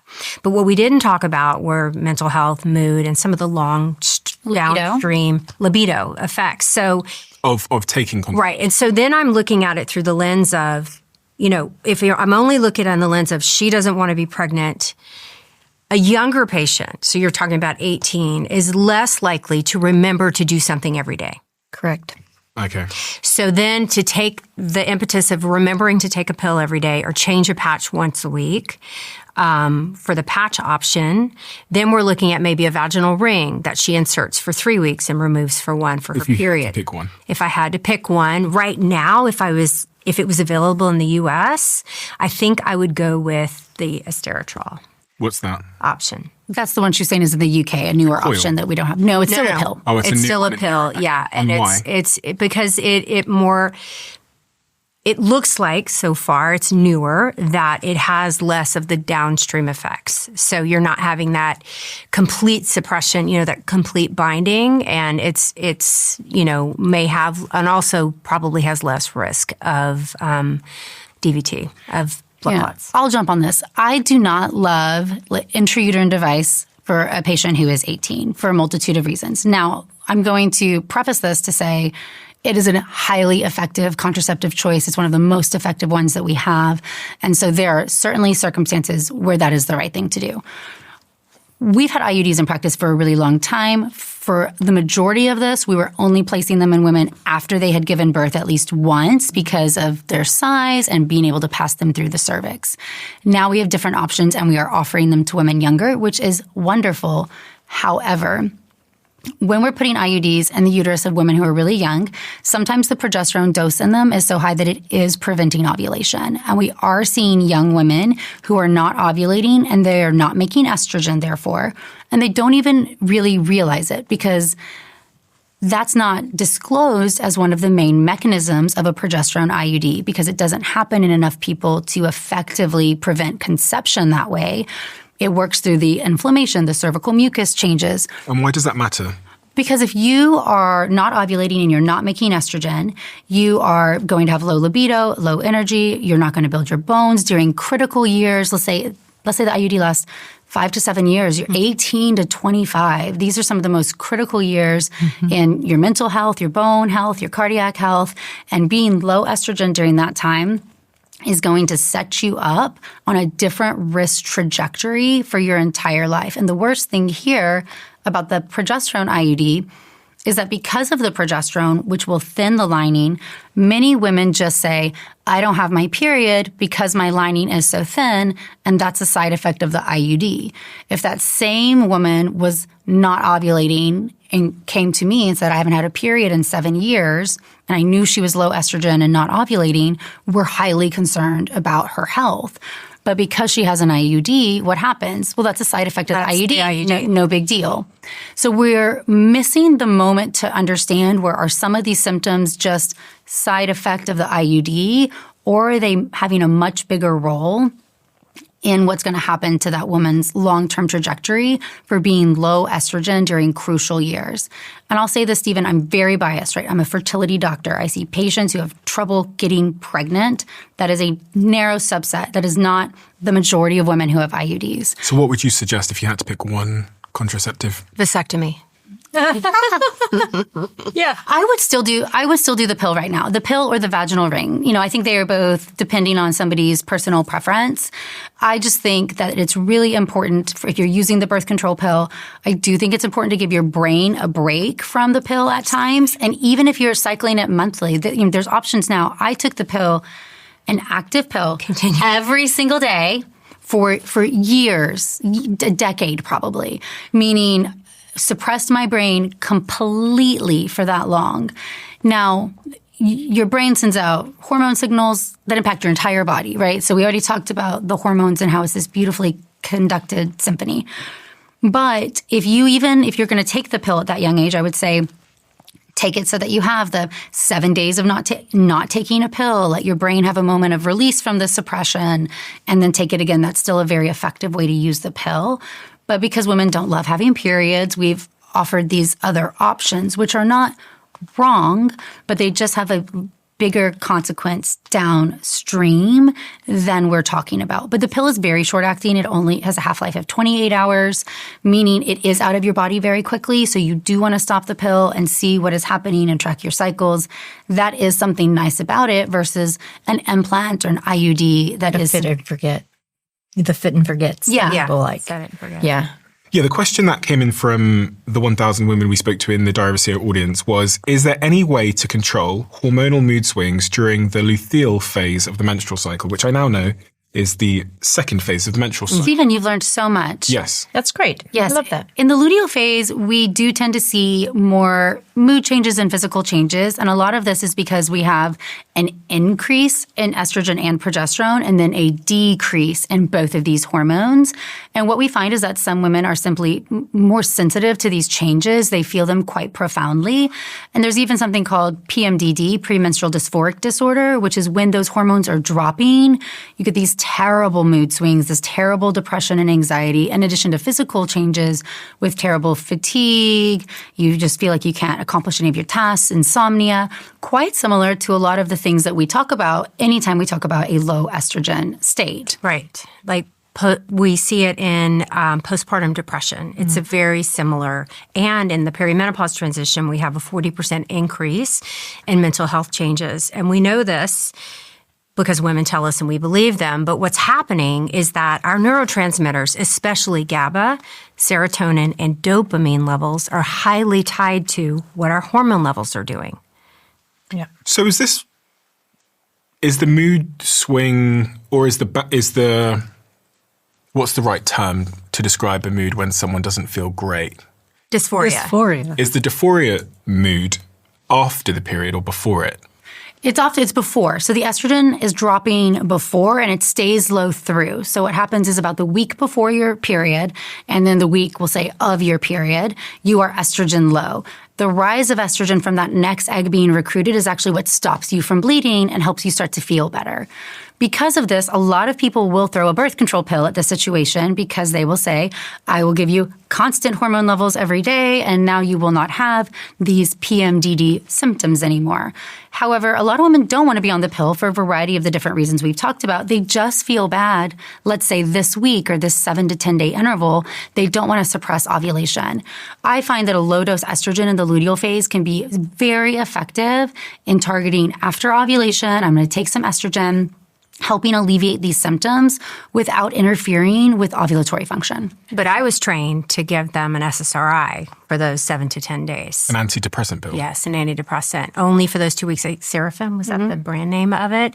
And it does tend to help. But what no one taught me and what clinical experience has taught me and talking to all these other smart people is a low dose estrogen, like treating the root cause. Treating the root cause. Just give her estrogen back during that time period, and she gets remarkably better. In some of the nutrition research, finding that low iron and low vitamin D are huge contributors to it.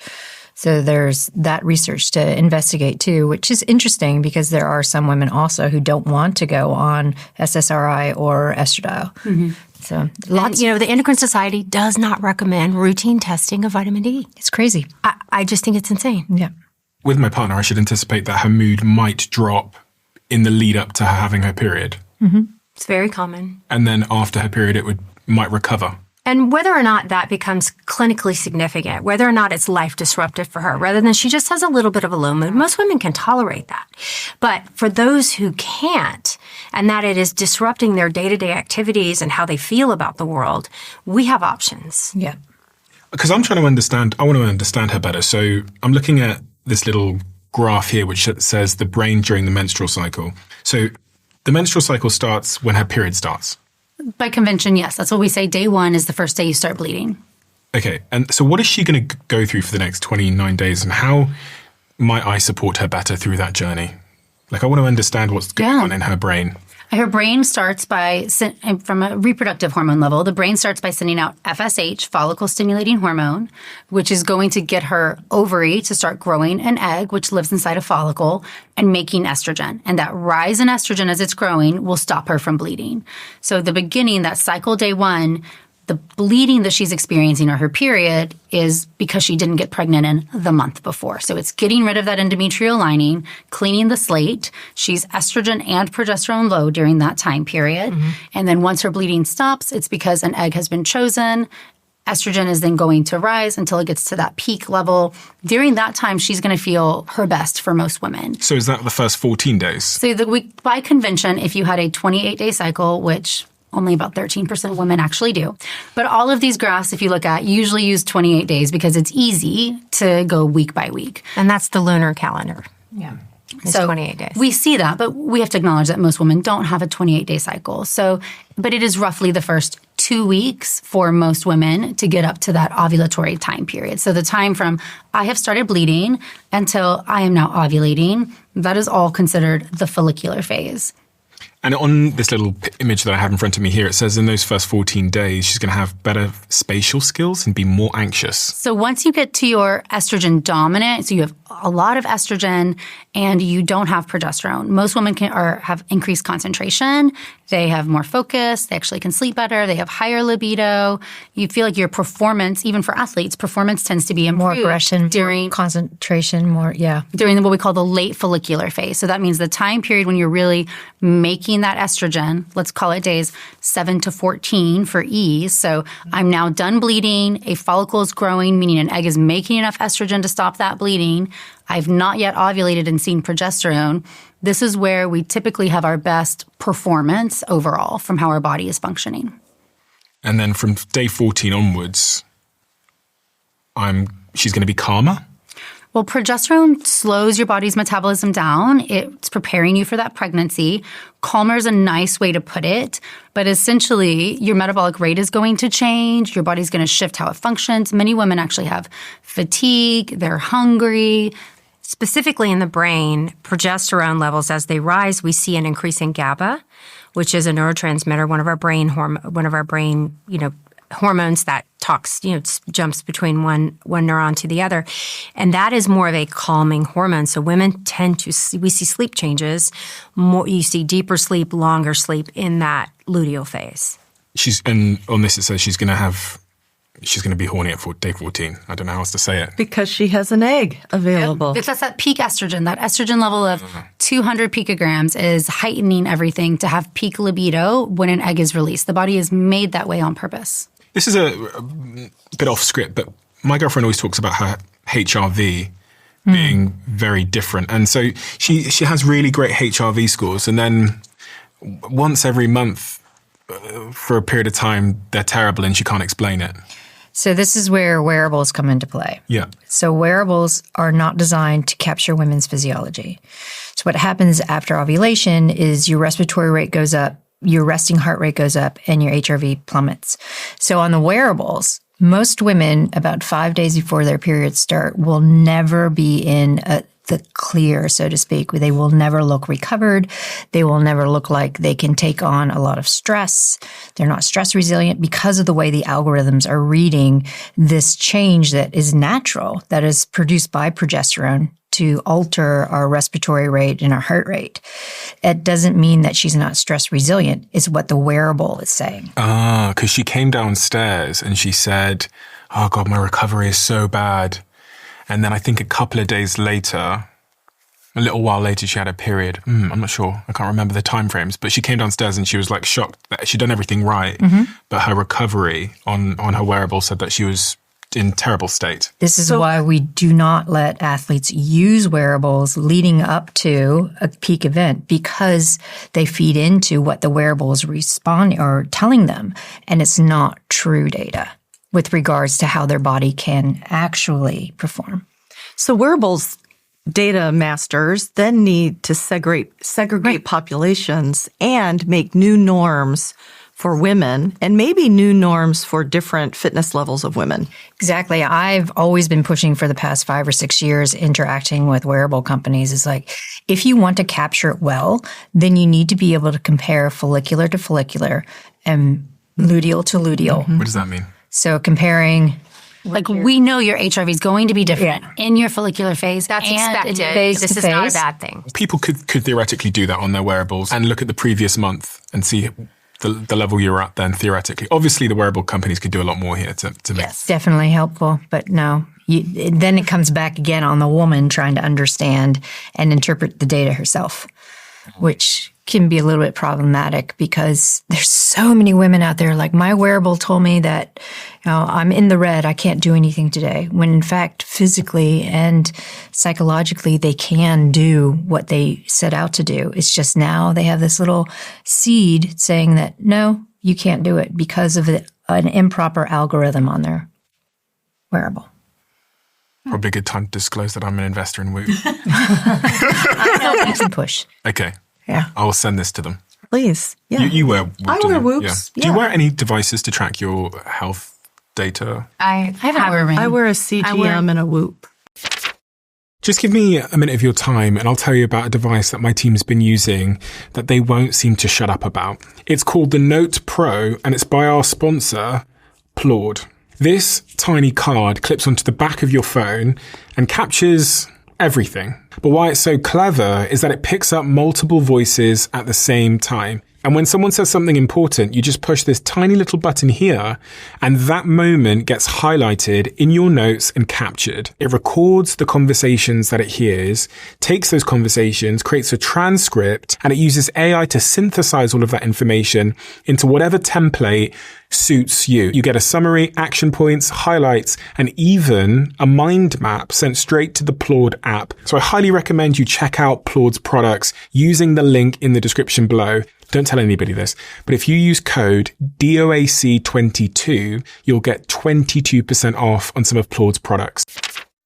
Do any of you remember a conversation I had on this podcast with anthropologist Daniel Lieberman? It was one of our most viewed conversations of all time, and the most replayed moment in that conversation was when I talked about this product. These are what I call barefoot shoes by Vivo Barefoot, which have significantly reduced support, which gives my feet the opportunity that they desperately want and need to strengthen. We're living in a comfort crisis. And that at all times in our lives, we're making this trade of whether to have more comfort now and therefore more discomfort in the future, or a little bit less comfort now, but to be stronger and healthier in the future. And research from Liverpool University has backed this up. They've shown that wearing Vivo Barefoot shoes for 6 months can increase foot strength by up to 60%. So if you want to start strengthening your feet and your body, visit vivobarefoot.com/Stephen, and you'll get 20% off when you use code StephenB20 at checkout. That also comes with a 100-day money-back guarantee.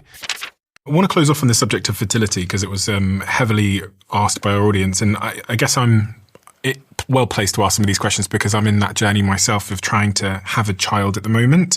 Natalie, you have 5 fertility non-negotiables that you talk about. I do. And I think it's really important to think about.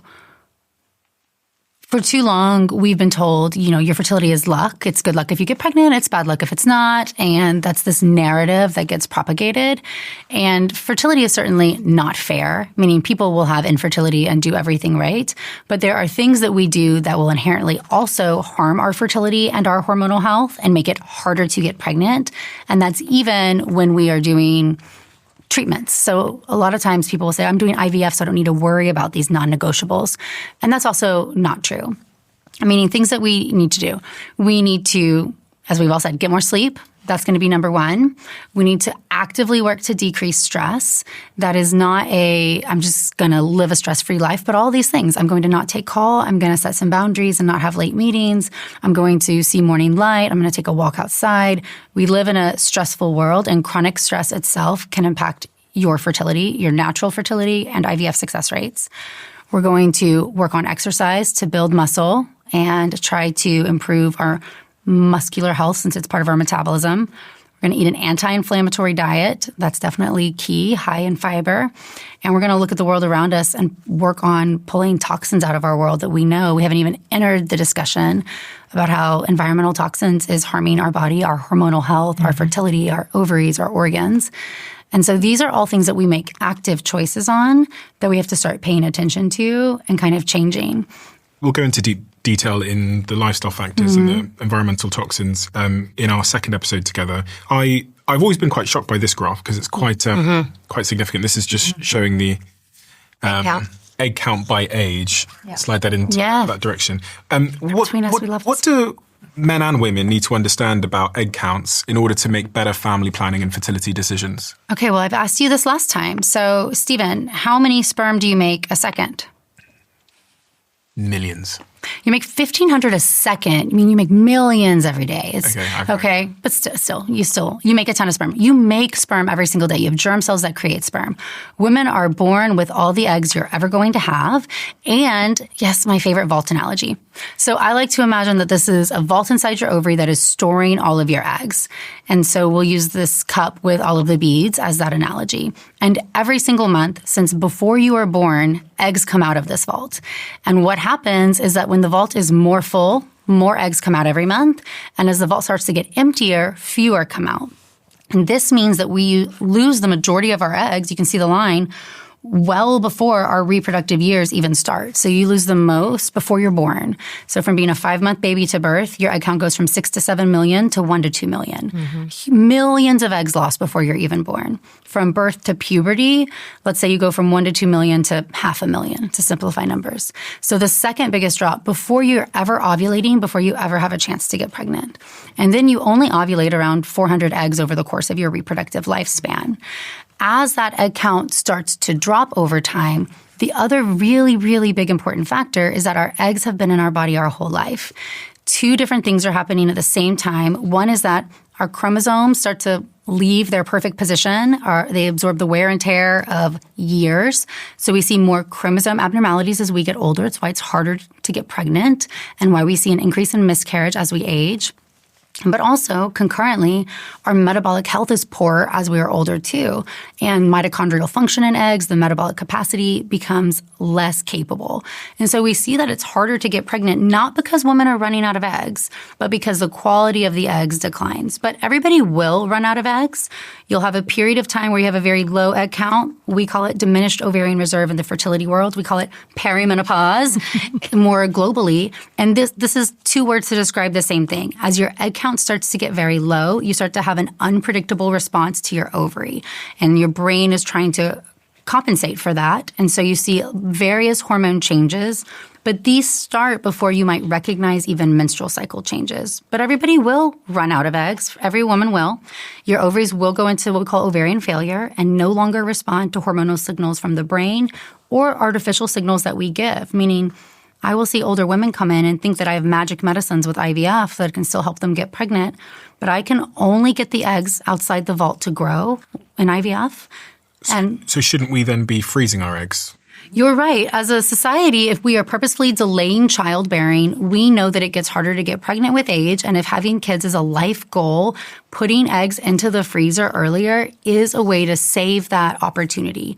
It's not an insurance plan. It's not a guarantee, but it is a smart game plan, especially as we are waiting longer, because even with IVF, we can't always overcome age-related infertility if we have fewer eggs and more genetic abnormalities.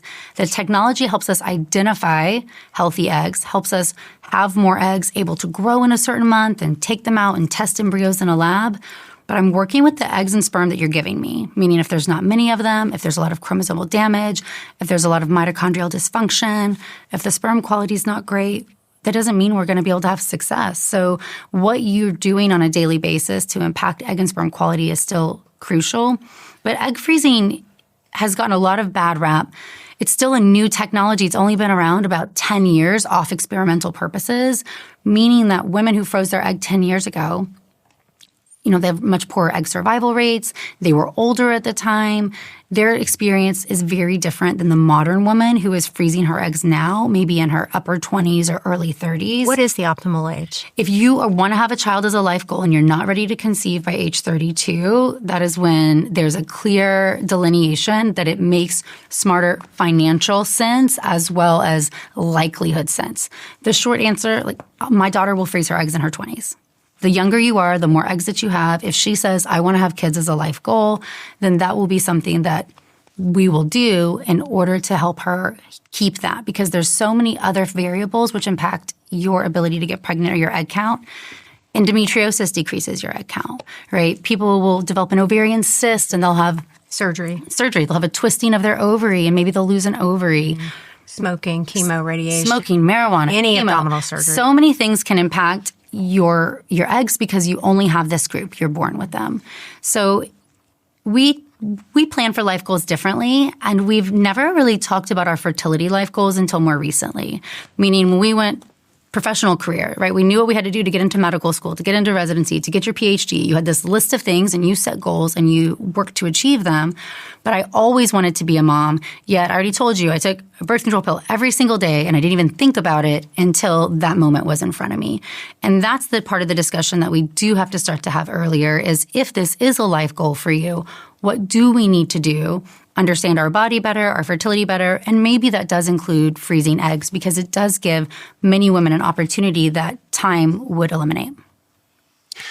I had a conversation with you, Natalie, on the podcast, but then many other women over the course of the last 2 to 3 years. And one of the things that I learned from that was that we, as you say, we don't family plan, and then we have to deal with the consequences of not family planning. So as an interviewer, when I do life story episodes, I go through a woman's life story, and obviously the women that sit in front of me are typically high performers, high achievers in some capacity. And then we arrive at the end of the conversation when we talk about family and kids and all those kinds of things, and there's often a lot of tears.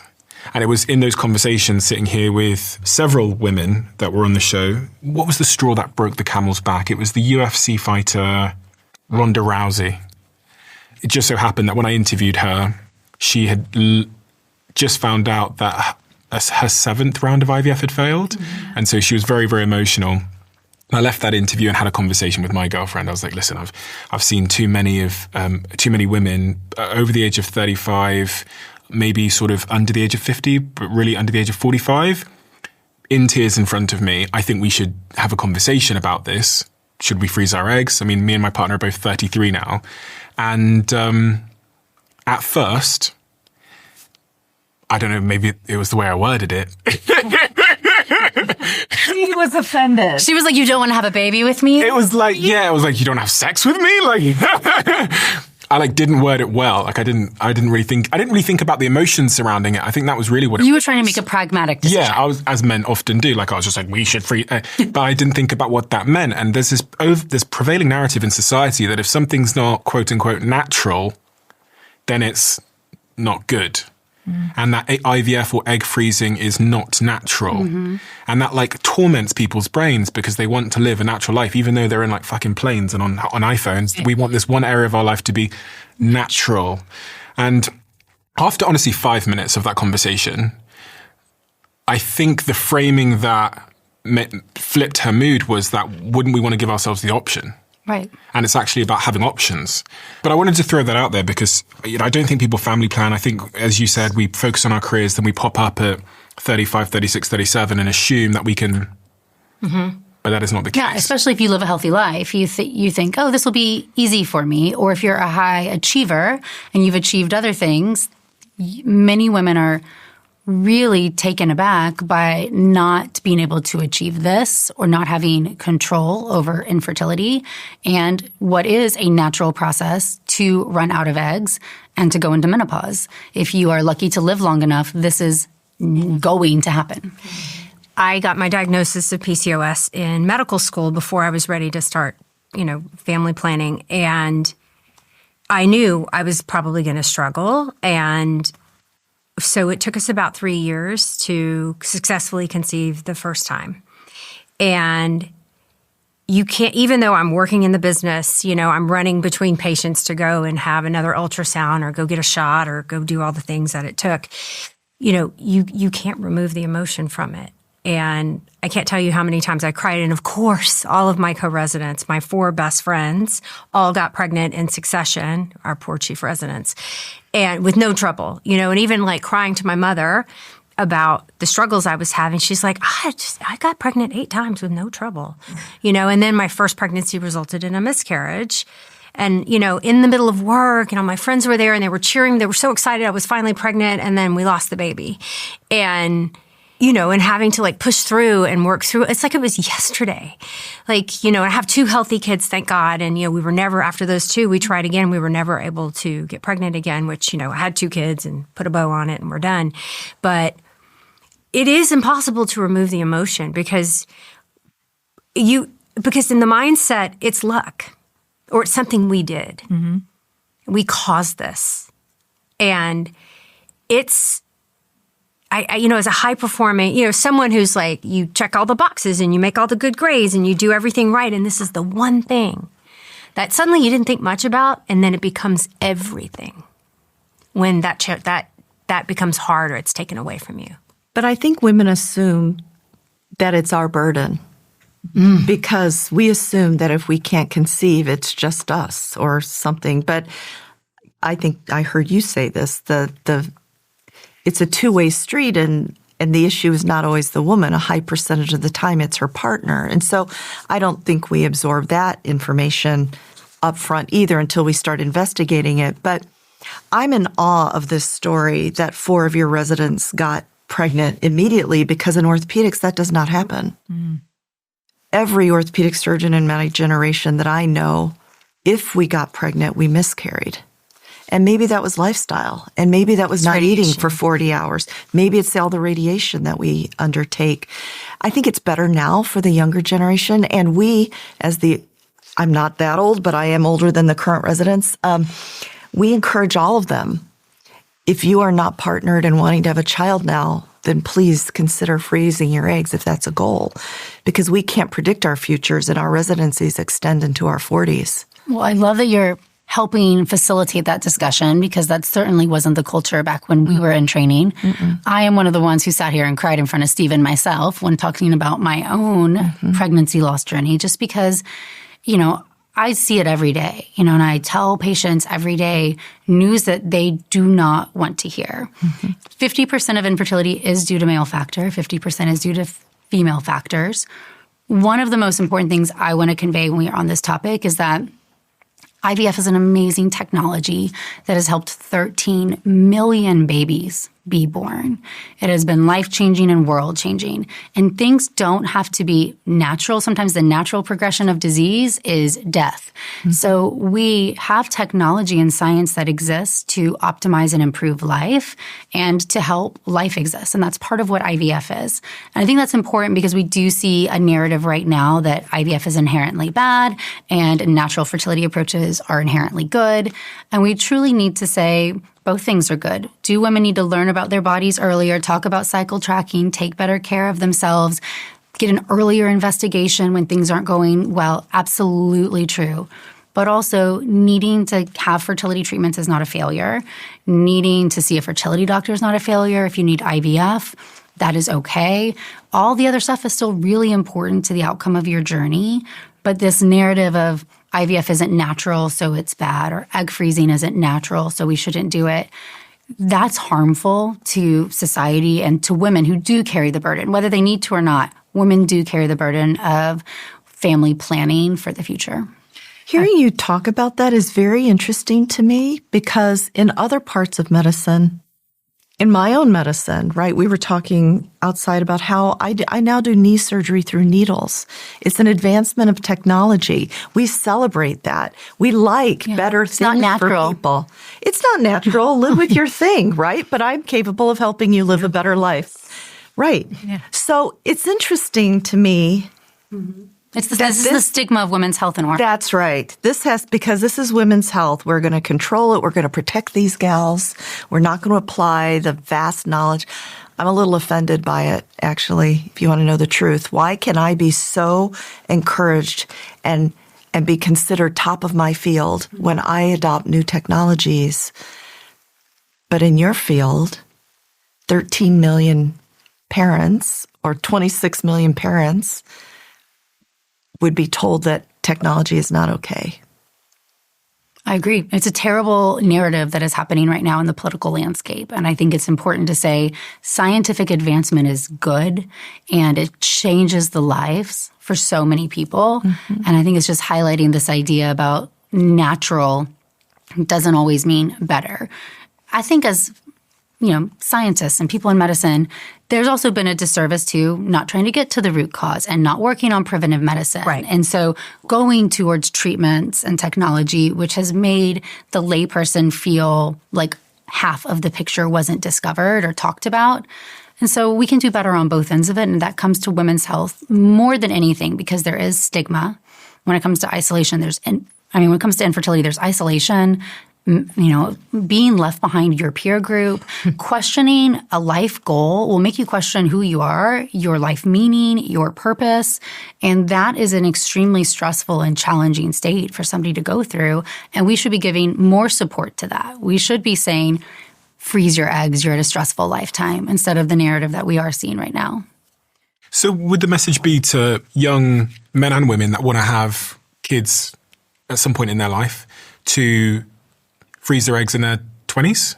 Is that what you would advise? Most people in their 20s maybe don't have good awareness of these goals, but certainly your later 20s, your early 30s are the prime opportunity where you still, for the average person, you're going to have a high number of eggs. You're still high on the graph, and your egg quality is still going to be high, meaning it's going to be easier to get the outcome that you want.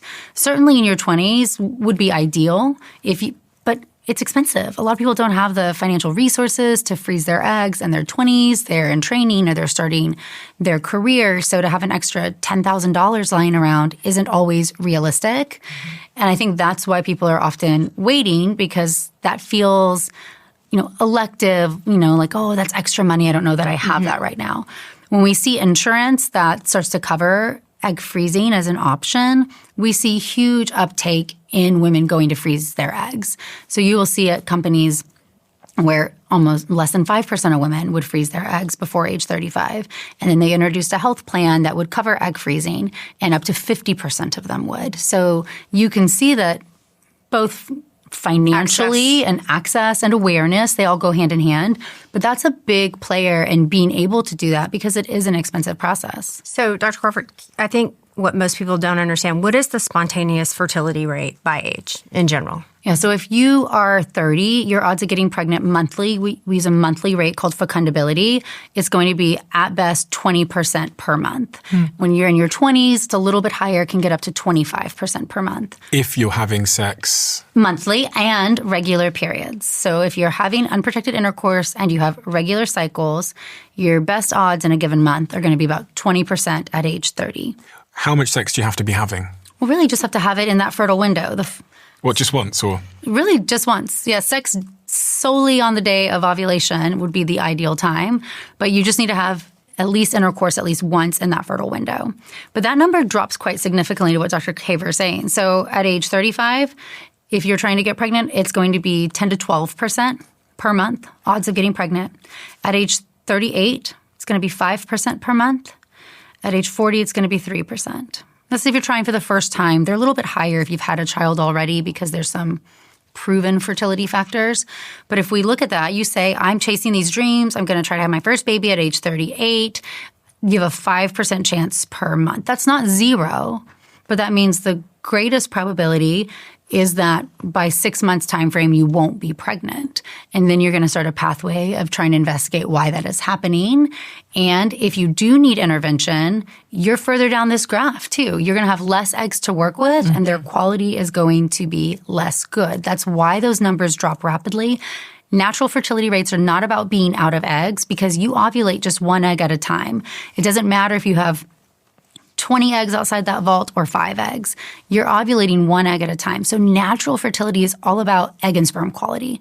So this huge drop we see from 20% to 5% is because of the change of our egg quality as we get older during our 30s, which most of us feel like is really young. And what can I do because I know weight has a role in egg quality, right? If you're underweight or overweight. Is there anything else that has a really pertinent impact on the quality of my eggs? Yes. So we have two factors. We'll say age, which you can't control to an extent, right? Chromosome damage is going to happen even if you are exceptionally healthy because tincture of time. They've been sitting inside your body. Chromosome damage builds up. But the variables that you can is everything that impacts cellular health. So chronic inflammation and insulin resistance are the two things that are going to most dramatically harm your egg's metabolic function. It's going to harm your mitochondria. You're going to get mitochondrial damage. We know that when we start looking at older women, they have more dysfunctional mitochondria. They're shaped abnormally. The products inside their follicular fluid show higher levels of inflammation just based on age that happens, but also if they start having infertility versus not having infertility. So we know that inflammation and insulin resistance are key players, even in patients without known PCOS or endometriosis, but they play a role in aging and specifically your egg health as you age. So if you say, getting pregnant is a life goal, I'm tracking my cycles, I don't want to freeze my eggs right now, but what should I do? All these things that we talk about and we're going to talk more about to decrease inflammation inside our body, that's it. And from a young age, because these changes build up over time.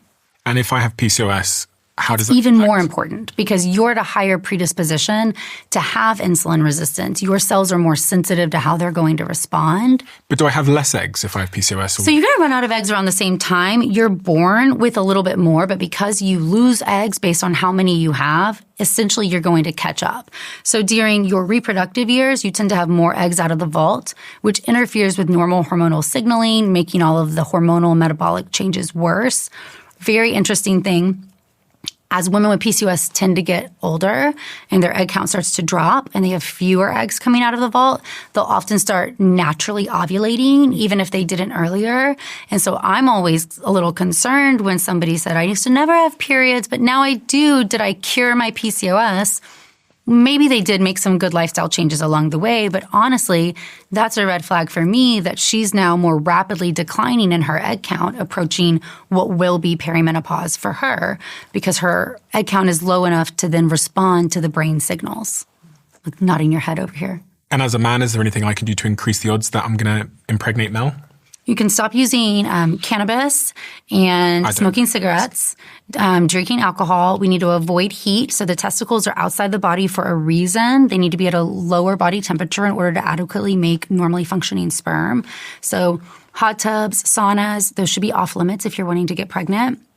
Same with high-intensity exercise and compression of the testicles. So this is notably cycling for long periods of time. So an hour on the bike or more routinely can actually compress the testicles and increase their heat. What about sitting in a chair for 5 hours? Should be fine. Same thing, sitting in a chair, boxers briefs, being in a room that's hot, those things aren't quite enough to truly raise that core testicular temperature, quite like some of these other things.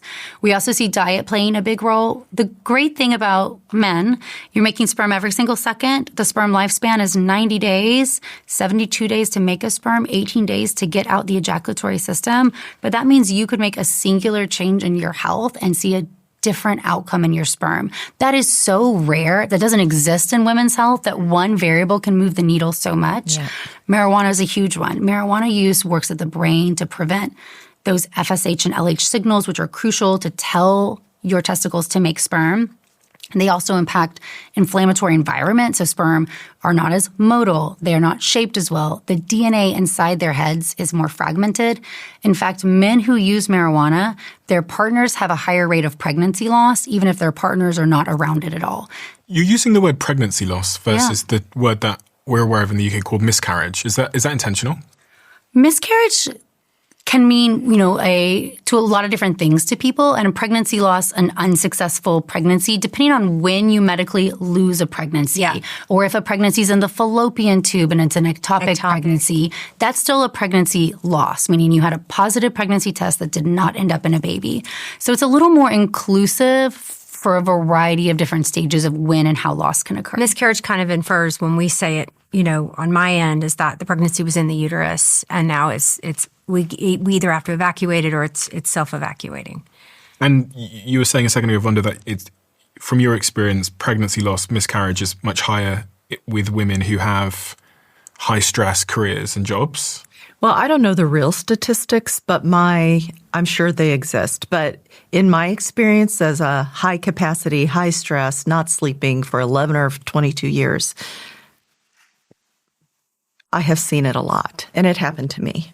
Yeah, chronic stress is associated with a higher rate of pregnancy loss. Is there anything else that people misunderstand about pregnancy loss and miscarriage that is worth talking about? Well, it's not talked about, I think. Yeah. That's one of the things, and people still think it's rare, taboo and rare. But I think all of us around the table had pregnancy loss. Yep, at least two. And when I had mine, I was in training, and I didn't want to call my attending and tell them because he was a man. And I didn't think I could take any time off. Same. Mm-hmm. I went back the next day. I would have gone back the same day, but I could barely move. I was running labor and delivery at night. I got discharged, IV pulled out of my hand and went back on the ward. Yeah. So I think hopefully part of this international conversation about women's health, not just gynecological health, but health in general, will give women grace. Because there's no way that I should have been expected to go back to an orthopedic surgery residency the day after I lost a child. Or, frankly, I don't know what your experiences were, but in my generation of doctors, and I'm sure it happens everywhere, I went back to work less than 5 weeks after delivering a child. And I think other European countries have it right. Oh, yeah. New Zealand's a year. New Zealand's a year. Weeks. 6 weeks. I had 6 weeks with one and 3 weeks with the other because if I wanted to leave my fellowship on time. That's right. I wanted to graduate on time. I couldn't exceed the total vacation. So these internships and fellowships, and I'm sure that built into these programs we sign up for, they were all developed for men who had they had a family, had a wife, had someone at home to take care of that business. Yeah. And we're all in supportive relationships, and that wasn't the issue, but I went back before my body was ready. Yeah. Because I would have... Before that baby was ready to unlatch. And my milk supply dropped immediately the minute I went back to work. And I tried to pump, but you get called for a crash C-section or emergency surgery, and you're like pulling the pump off the breast. And I'm running down the hall, hooking my nursing bra back on, trying to get to the OR. And, all that cortisol, just my milk, so I was able to breastfeed while I was home with the baby. But like once I went back to work, my milk production just shattered. Steve took a picture of me in the hospital, and it was a day after I gave birth. My laptop is open. I'm trying to breastfeed because we launched a company the month before I gave birth. And instead of my male coworkers going, okay, we'll give you some grace, no, I had a week, and then they're at my house having meetings. There's such a different discussion about miscarriage now than when I went through it. I told nobody. I didn't either. I mean, it was so secretive. I didn't feel like I could. And we are seeing a different generation where I do think talking about women's health, and Stephen, you having these discussions on a bigger stage are lessening the stigma for what is something that people go through. 1 out of 4 pregnancies will end in a pregnancy loss. That is not a low percentage of people. In the same breath, most people should not have 2 in a row. And if you do, you should go get an evaluation, because there are medical things that can contribute to pregnancy loss that we would love to identify a lot earlier and see if there's something we can do to make that different. What do I need to understand about what a woman goes through, either in the wake of pregnancy loss or in the wake of a pregnancy and a birth, physiologically, psychologically, as an employer, to be able to create a better environment for the women that are going through either of those two things? Like what's going on inside the body? Because I wouldn't know, right? So one of the simplest things to say that's going on is that pregnancy is one of the most hormone robust times you have. Even just momentarily pregnant, if you have a placenta starting to implant, you are now making levels of estrogen and progesterone that you will not ever make at any other time period of your life. When you lose that pregnancy, or when you're postpartum, let's say you're having this huge hormone crash. Suddenly you go from this very high level of these hormones dropping off immediately. And in addition to all the physical changes, the emotional changes, that has a huge impact. You've heard us talk a lot about low estrogen and how that feels. The very interesting thing most studies about estrogen show is that the hardest time for women is when estrogen is changing. So going from high too low is actually when Delta. Your body is having... The brain can't keep up. Doesn't know what's happening. And the higher you were and the faster you come down, and we'll use this analogy too. Even in IVF, when we go do an egg retrieval and somebody had many eggs, they have a much higher estrogen than they naturally would. I go and put a needle in each one and drain the eggs out and destroy those cells, and their estrogen plummets. And they expect to go the next day and feel normal, or they expect to feel worse during the stimulation process when they're using hormone shots. And I always say, you're actually going to feel worse when I'm done with you. It's going to be that week after the egg retrieval where your hormones go from the highest they've ever been very quickly down low. It's that delta, that change. And that happens anytime you have that. But pregnancy and loss and postpartum are some of the most profound times that you experience this. And one of the other things is the identity shift. So if you're working, we're all very highly motivated and became parents, but it's that whole identity shift of now, how do I interact in my life and how do I interact with my peers? I'm a mom. How am I being identified? What are the implications? So there's a complete identity shift that also isn't discussed. And that can also perpetuate some of the postpartum that we see as well. And anxiety and lack of control, right? Because you don't know what you're supposed to do, especially if you're a mother for the first time. That can be very anxiety provoking, in addition to hormone changes and not getting sleep. But lack of control. You don't control your schedule. You don't control when you sleep. You don't control if your child gets sick. And so I would say from an employer standpoint, grace, support, and flexibility. If I had better support structures to say when your child is sick, it's not the end of the world if you are not here physically at the office. That didn't exist, meaning that my child getting sick became this extremely stressful situation. God. But for the average woman working a 9-to-5 job, whether it's in medicine or other fields, if you could design their working month around their menstrual cycle, around, potentially a pregnancy, whatever, or how would you redesign their month? Because we have inherited this sort of, I think it's like from the Industrial Revolution, it's like 9 to 5 working hours. We don't work Saturday and Sunday. We do that 4 times across a month.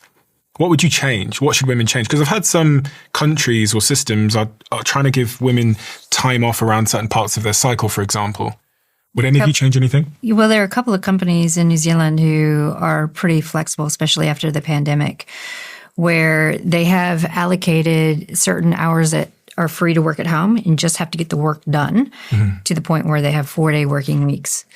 And then they're also putting into the annual leave what they call menstrual leave or menopause leave. And you just say, I can't come today. Some people are using it for childcare. Some people are using it for really bad cramping days. Other people are using it for mental health days. But it's there to be used for however. And you don't have to identify it as being menstrual cycle day or menopause. It's just extra leave. And people don't care as long as you get the work done. And I think that having that flexibility across, if you have that ability to have more flex hours or shared time space or something like that, greatly benefits productivity as well as the feeling of empowerment and inclusivity, which then feeds forward to better productivity. If I've got an extremely high stress job, is there any part of this cycle where I should theoretically be avoiding stress? Well, that's an individual thing. It's how, because, we hear all the stuff about cycle tracking, and it's about understanding your own responses to your own hormone flux. Because Mel, my partner, says to me that she needs to not do work. There's like a couple of days a month where she's like, I'm just going to nest or whatever she says. That could be her responses. And she's like, I just don't have the stress tolerance to be able to do X, Y, Z. And understanding that in her own cycle is great, because then she can allocate tasks that take more stress for other days. For most people, it's peak luteal. So when your progesterone is the highest, tends to be when people have a harder time focusing and concentrating or getting tasks done. Now, which is going to be the middle of the luteal phase. So the middle of this second half of the cycle, when you have that progesterone. 21-ish. So when you have that progesterone, really high, your body might be ready to implant an embryo if there was one. That tends to be when people say they feel more fatigue and less energy and less focus and concentration. So if you are looking at your month and you might notice that, and you have the flexibility to say, okay, I'm going to try to write this paper, get this study done, do these tasks that call for an increased focus. In my follicular phase, when I'm estrogen dominant, have high estrogen and no progesterone, for the average person, that is typically when they're have an easier time achieving those tasks. Which is the first 14. Yeah, the first couple weeks, the time period before ovulation. But there is an individual response. And I definitely will see some people who they feel immensely better when progesterone's present and not so great the other time. So I think we use generalizations just as a rule of thumb because that's what it is for most people. But hormones specifically, there's always an individualized response, and learning to listen to your own body is key in knowing what you need to do. I want to close off on this point about just how employers and the way that we work can be better suited to a woman's health. Is there anything else we missed there? Flexibility. I think we mentioned before, the ability to make a decision for yourself. This is a day that I can do these, tasks. I think every woman wants to do a really good job, and she is going to front load those tasks on a time that she feels better and offload in a time where she's not feeling as well, but she's going to get it done for sure. And so giving her the flexibility is going to allow her to be her most productive rather than demanding she have X amount every single day. And I think support can come in a lot of ways, but the financial burden to a large corporation of having a stopgap childcare at work. So maybe if you're not going to offer full childcare, because you're getting a lot of productivity out of women if they know their children are on campus and can go at lunchtime. But if you're not willing to do that, if you have a stopgap where instead of calling your attending, or one day my nanny didn't show up and I had to find some way, just for those emergencies within the corporation, that breeds loyalty, that will increase productivity. And so I think it's money well spent. Talk about having a competitive woman. She would probably want to work for you.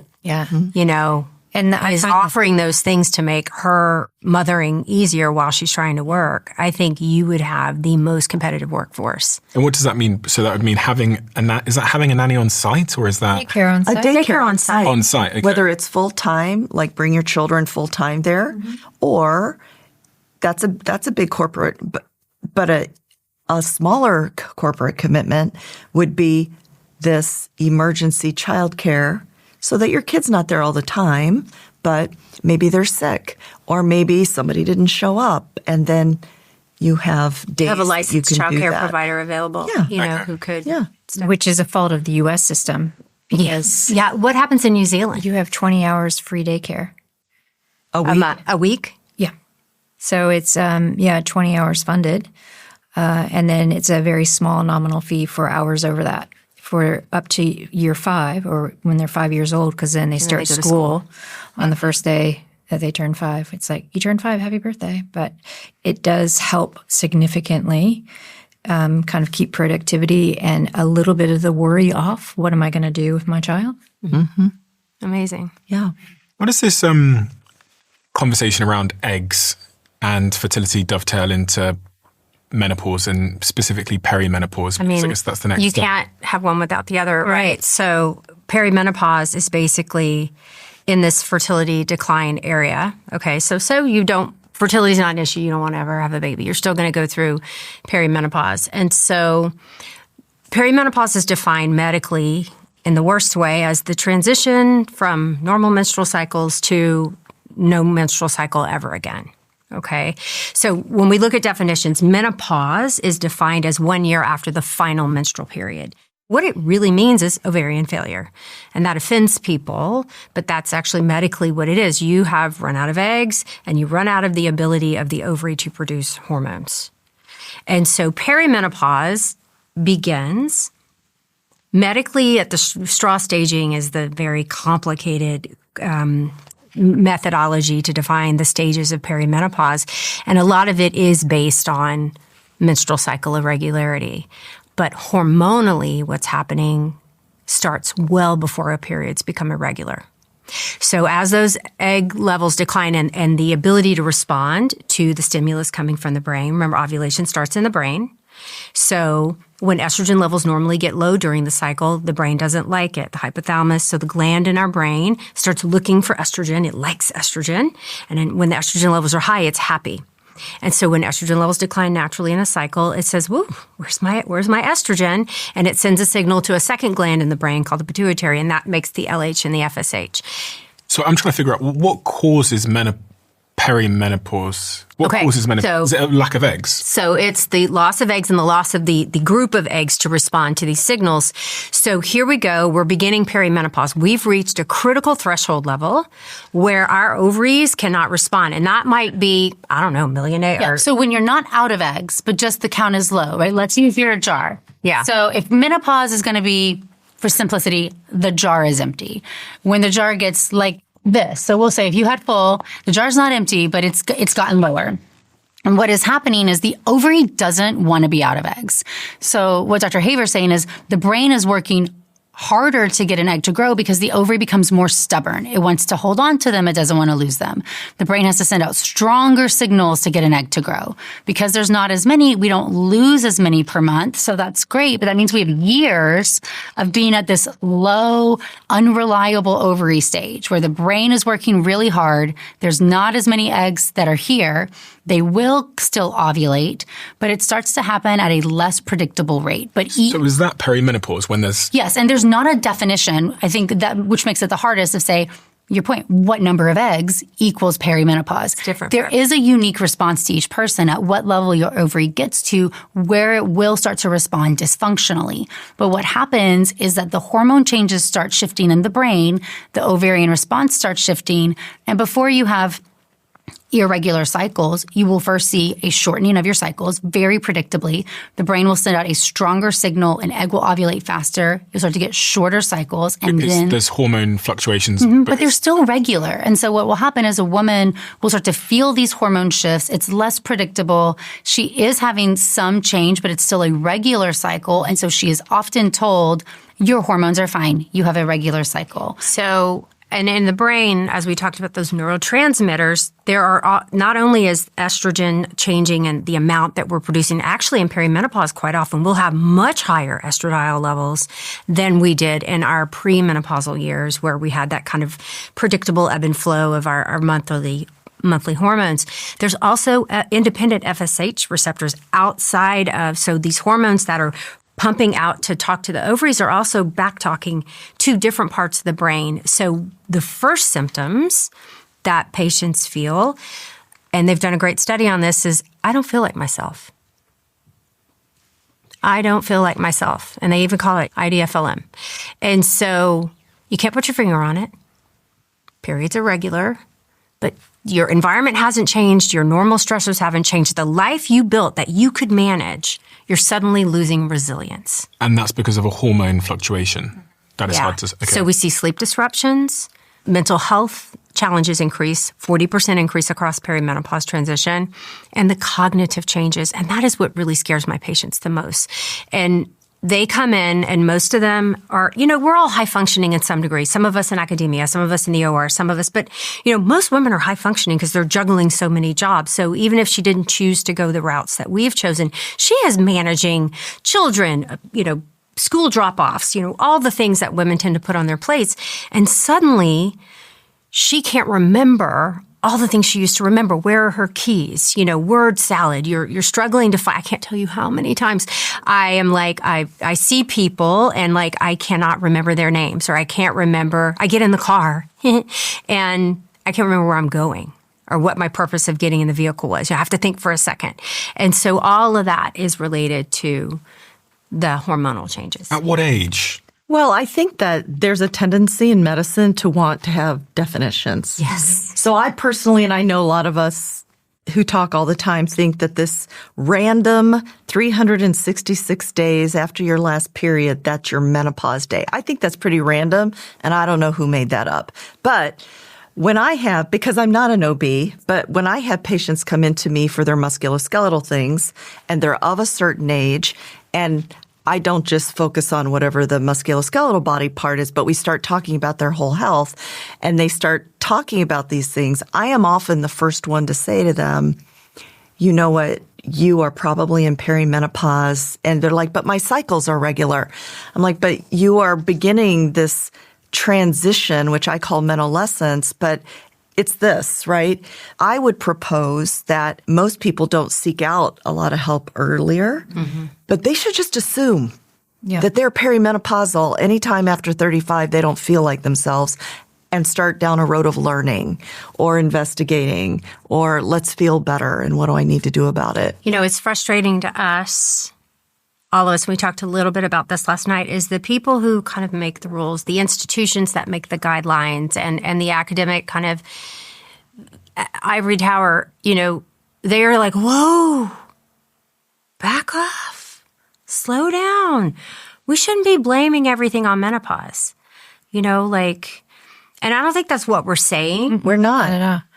But completely dismissing the female experience and not at all, including this cataclysmic hormonal change is hurting women. So the average age of menopause is 51 to 52. And so let's say that is when your ovaries are in failure. They will no longer make eggs, make hormones, or respond to brain signals. So all the eggs, all the little marbles are out. All the way gone at 51, 52. For most women, about 7 to 10 years before that, they will start to enter into what we will call perimenopause, or the unpredictable response of the ovary and the brain. I say their communication system, they're best friends who aren't communicating well.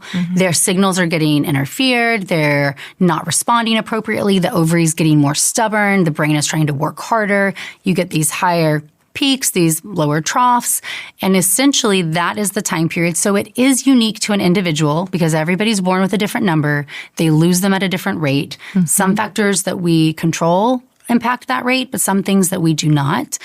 Your mom's age of menopause is a predictive factor. If you've had a first-degree relative go through menopause at 46 or sooner, you have a 6 times likelihood of going into early menopause. So having this conversation, almost every patient I ask, what age did your mom go through menopause? They do not know the answer. Because the moms haven't talked about it. Moms haven't talked about it. There's so much stigma about reproductive health. So knowing that information is really important if you have mom or older sisters, what age is normal for your family so that you can be a little more in tune if there's some genetic predisposition for you. The general idea of what Dr. Haver is saying is that in these last 7 to 10 years of ovarian lifespan, it becomes more stubborn and less predictable. And it does cause hormonal shifts that most women can't detect with their cycles. We do know that if you are actively tracking actually when ovulation's happening and looking at your follicular and luteal phase, and you know what's normal for you, you will most likely be able to detect these hormone shifts in that time period. But that's not what women are taught. Their tracking is just that it's coming regular. And we do have a generation of women that were on contraception and then went through childbearing and then on contraception again until now they're suddenly entering this transitional period and they don't know what their own normal is, right, making it even worse. Correct.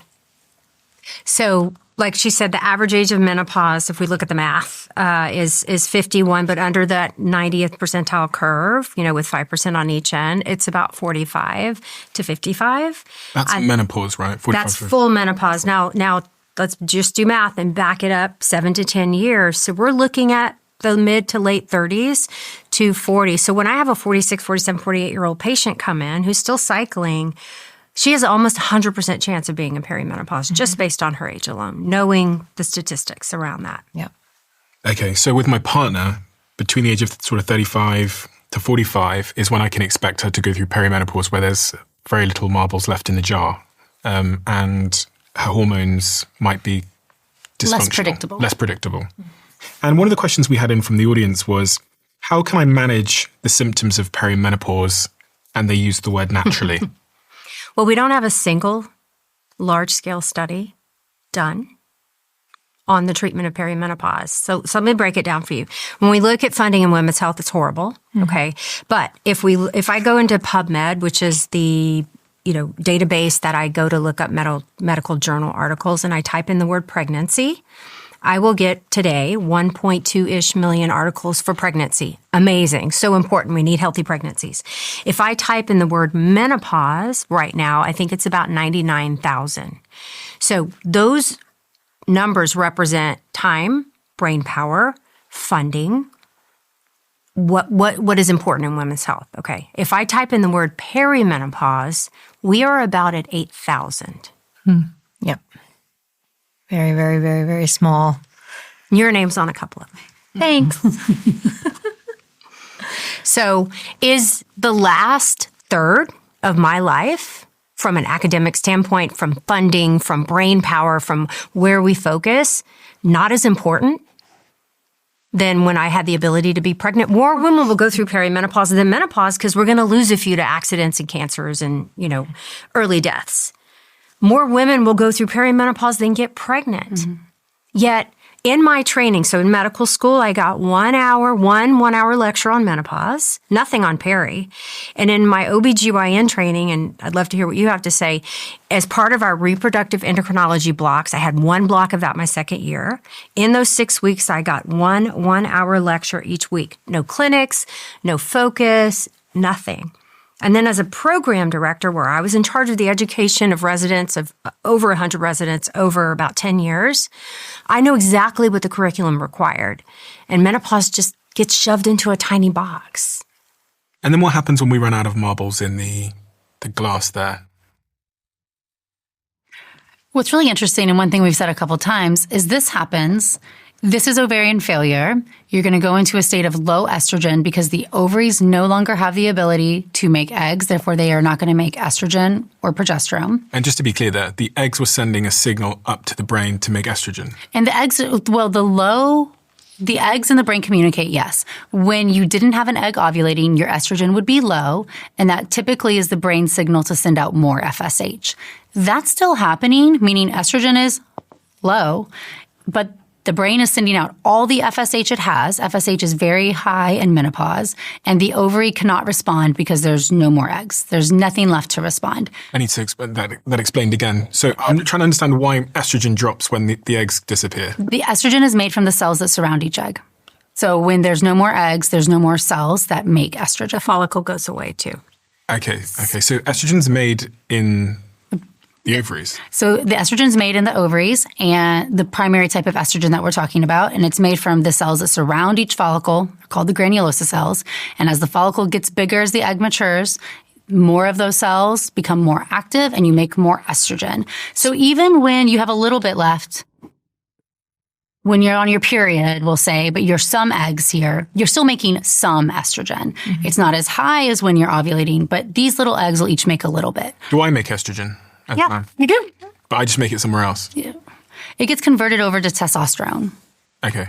So we have enzymes in our body that convert estrogen and testosterone back and forth. So there's no more eggs. So this is menopause? So this is well, in my world, yes, this is ovarian failure. And we're calling it ovarian failure on purpose because at this moment, you're not going to make estrogen. The brain is sending out all the signals it can, very high FSH, trying to get estrogen to be made.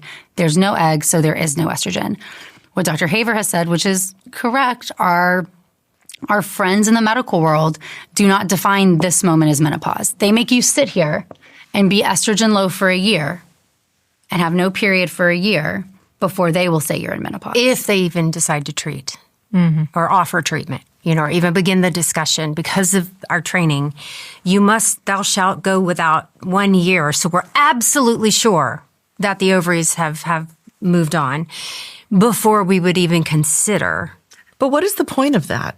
We've made estrogen our entire lives. It's a fabulous question. That's the point of starving our brains, our hearts, our bones, our muscles? They didn't think they were doing that. I don't think that people, the medical community has recognized estrogen's effects outside of reproduction until very recently. I think there's been isolated pockets, but there's no one owns menopause. Like no one, you think it would be OBGYN, but there's no one in charge of women's health after reproduction ends. Mm-mm. Like there's no czar. So what's the harm of waiting a year before people take it seriously? What happens? Suicide, mental health changes, rapidly declining bone density.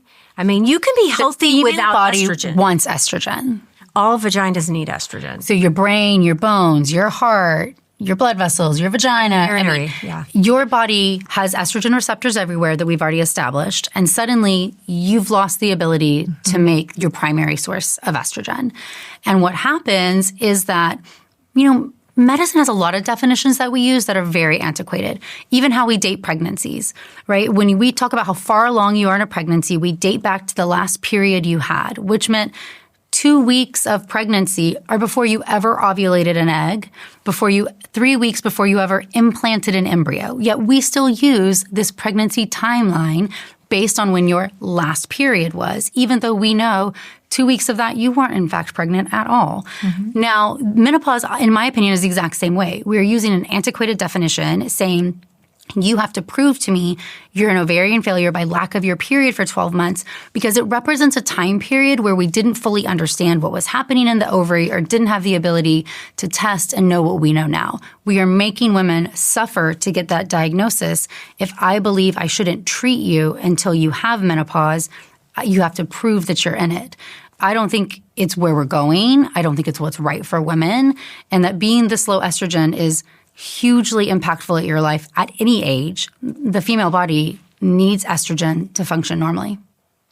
I mean, I'm looking at this chart here about suicidality. So the most likely time for a woman to commit suicide is between the ages of 45 and 55. And do you think that's linked to 100%. menopause? Right. So we know that mental health, we have an increase in mental health disorders, either pre-existing getting worse or new onset of about 40% across the transition. And we look at SSRI prescriptions, which are antidepressants. They double across the menopause transition. Now, there's a couple of reasons for that. One is we weren't treating menopause with hormones, so SSRIs can actually help a hot flash, certain types. So, Paxil is one of the ones that has been proven to decrease hot flashes some. It's not great, but it works a little bit. And with all of the mental health changes, a lot of women are ending up on these antidepressant medications. So we don't want to go a year without estrogen. So we know that some of the new data coming out when I was researching for the new perimenopause, there's a really great window of using hormones to treat mental health disorders. And seeing improvement in mood and also some in cognition by giving estrogen or estrogen plus progestin early in perimenopause before the periods actually stop. And it actually works better than an SSRI. So say she's on an SSRI and has done well. She's had a long history of depression. Suddenly, she's not controlled. Suddenly, her symptoms are back, and she's on the same medication. Rather than doubling or adding a second agent, we really should be giving these women a hormonal therapy. Now, that doesn't hold post-menopause. So this is really a perimenopausal kind of window of opportunity. In post-menopause, they aren't responding as well, and probably because the estrogen levels have stabilized. So when we give a woman back— Your body adapts. Yeah. You'll adapt. So post-menopause, the menopause, that's why the suicide rates kind of peak in this key perimenopause area, and we think. And so in post-menopause, the hormone levels stabilize, so women tend to get better. And so they do respond better to the SSRIs for new onset anxiety and depression in those patients. And I want to do a randomized control trial where we add some creatine. Oh, that would be amazing. 20 grams? Well, no, it's 0.38 per kilogram of body weight. Yes. So you're saying if I'm a 45-year-old woman and I've still got my menstrual cycle, at that time, before I've hit menopause, I should be considering some type of hormonal therapy. So when we give someone menopausal dosed menopause hormone therapy in the form of estradiol, usually in a patch because you have that nice steady state, it is enough to feed back to that brain to calm down, but not enough to suppress ovulation. So she's often giving estrogen support in very low doses. And menopause hormone therapy is basically microdosing compared to what we do naturally. And so we're giving enough to calm the brain down and stabilize what's happening in the brain without suppressing her natural ovulation. Giving enough what? To raise you back to maybe what that baseline would be. Giving enough estrogen. Estrogen, yeah, correct. Giving enough estrogen to raise the baseline level so it's not as low. It's not so high that it's preventing ovulation, but it's going to alleviate some of these drastic highs and lows that you're having, and it's going to create a more stable hormone environment. It's the delta that we were talking about post-pregnancy. Exactly. It's the delta. Chaos. The what chaos, I like to call right, the high zone and of low. chaos. The space is what bothers us, not the high nor the low eventually. So I run out of eggs, and then I'm, by definition, menopausal at this stage. And my body adapts. So there's going to be a drop, and then there's going to be a... We're specifically talking about mental health because you brought up the suicide chart. And so post-menopause, like once everything calms down and you're fully menopausal, you're out of the zone of chaos. The hormones have just... They're slow. Your bones continue to deteriorate. A lot of other things are happening, but our our mental, our brain tends to calm down and things get better in the brain. When do I become post-menopausal instead of menopausal? Oh, you go for it. Menopause is a day, right? Oh, menopause Medically, is a day. menopause is one day in your life. One day exactly after your final menstrual period. What's the point of that random What's the point? definition? Agree, right? Because So, what if it's leap year? Do we go 366 days? What if you've had an IUD? What if you've had all these things? It's like, it's really an antiquated definition and we really need to modernize. So it's really you're perimenopausal, then you're postmenopausal. Correct. Right. Okay. And when I'm postmenopausal, forever. That's your new biological state. That's right. For now. I'm sure someone's working on something to change something. I do wonder that. I do wonder if they're going to figure out a way to... Extend fertility. I mean, they're trying. They're trying. But then I think about it as if you're a 60-year-old woman, would you still want to be worried about that? Mm-hmm. So what they're doing is looking at, is there a way to extend, Let's say ovarian function with low-level baseline, enough to keep you out of osteoporosis, enough to slow that down, and heart, does it protect your heart without pregnancy? I'm now postmenopausal. Lots of things change in my body, I'm guessing, because I no longer have the same levels of estrogen. Mm-hmm. Did the levels of estrogen ever go up again, naturally? Or do I then need to start considering... Outside of a tumor, no. I mean... So do I need to consider hormone replacement therapies and things like that? You might. And that will help me fend off what? The sleep issues, It'll slow the rate of change, Okay. but it doesn't stop it. You still have to put in your lifestyle modifications to improve and or stop the sarcopenia and the bone density loss and all of the things that people associate with postmenopause. And did any of you have menopause hormone therapy? Yes. Yeah. Mm-hmm. And what was the decision and what impact has it had? So I think what Stacy just said in framing where we're going with this conversation is, so now we're perimenopausal It's a new physiology. What used to work for all of our exercising, if we even did, because we know it, at least in this country, that 60 to 80% of people aren't intentional with their lifestyle. So to frame this next part of the conversation, I'm sure we're going to talk a lot about hormones, and I'll tell you my hormone decision-making. But I think it's important to all of us. It's only one of the building blocks to rebuilding a great life, right? It's interesting that the 5 steps of fertility that you went over are actually exactly the same. It's curious, isn't it? It is. It's great protein and anti-inflammatory nutrition. It's a cardiovascular fitness life. It's a lifting life. It's a stress detox, whether it's environmental or relational. And Sleep. And then, yes, hormones are really a critical building block. But as we enter the conversation, women are sentient beings, and we get to decide.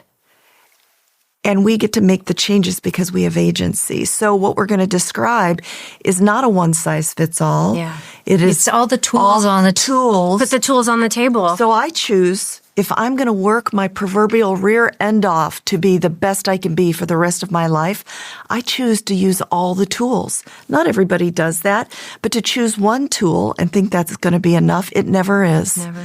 Right? So when I decided and I've been pretty public about my journey in this, because you think I would have known after 22 years of formal education and all this, and being a musculoskeletal aging researcher, you would have thought I would have known, but I honestly, looking back, maybe thought I was never going to age because I was so healthy, right? So I have a baby at 40. I breastfeed till almost 41 and a half, 42. And then I'm back at my, very quickly, 5 weeks, my high power, high capacity to career. But things were getting really different about 45 for me. And I think I went right from postpartum to perimenopause with very little downtime. So chaotic hormones to almost, and so I suffered for a while. At 47, I talk about it like I went from this really high capacity to thinking I was going to die, not only because of night sweats, brain fog, the thing that lots of women have, but I started having heart palpitations. And I call my cardiology friend because I worked at a university. I'm like, Ricky, I think I'm dying. So he did put me on a stress test, and my heart was perfect, right, at that point. And then I had arthralgia, which is total body pain. It's part of the inflammatory response of not having estrogen. It's part of the musculoskeletal syndrome of menopause assembly of symptoms.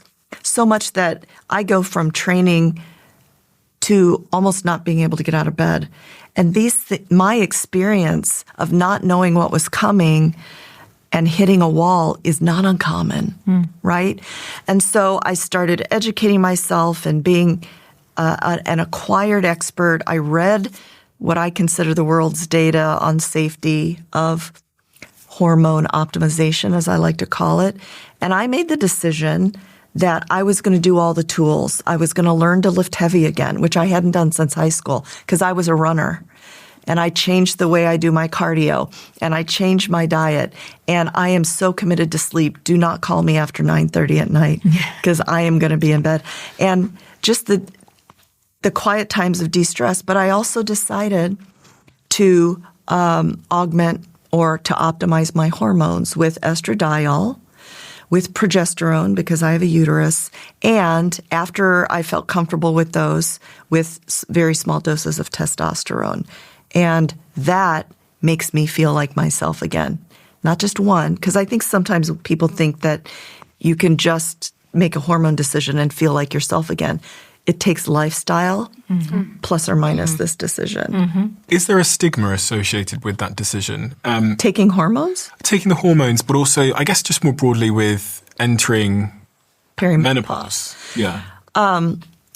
I think there is. There is, absolutely. I mean, you can just look at popular media. You can look at their representation The memes of go women. right now and give me an image It's on decreasing AI. because of you, though. Like, we have to acknowledge you are decreasing the stigma. True. And you're sitting at trying. the table with us. I say that, I think, because there's a woman in my life who was telling me about her decision to start taking menopause hormone therapy. And she described the moment with her husband when she was looking at the box. And she was staring at the box and staring at the box and staring at the box and mulling it. And there was clearly something emotional going on there, that this decision to take this marks something. Which is interesting because no one really questions OCs. Exactly. Oral contraceptive Birth pills. control pill. Birth control. And I treat both men and women. And when a man comes into my clinic with low energy, popping all the tendons all over his body, everything hurts, we very quickly test his testosterone and send him with no judgment because he's trying to be virile. And I think it goes with the general conversation about aging women. When men talk about living longer, it's called longevity. Yeah. And we celebrate that. And we take pictures of movie stars in the south of Being France. very distinguished. Being distinguished with their graying temples.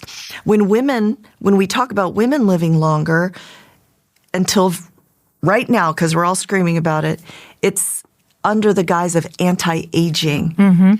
A superficial, like, oh my God, don't let her age.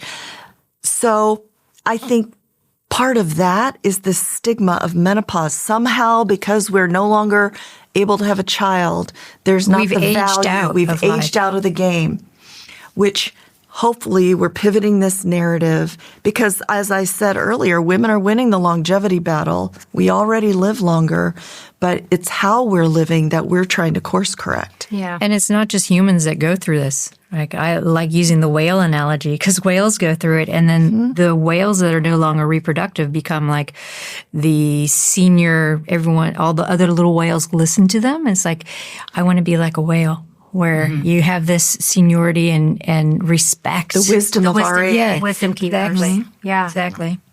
I love this part of my life. You love this part of your life? Yes. Why? I have never felt like I've been in exactly where I'm supposed to be. In this moment, I feel like I'm helping more people. I have better relationships. I'm having better sex. I'm having better, everything in my life pretty much is better. And I don't know if like menopause and life circumstances have just given me permission to like cut out the crap and focus on what's really important. And don't sweat the small stuff.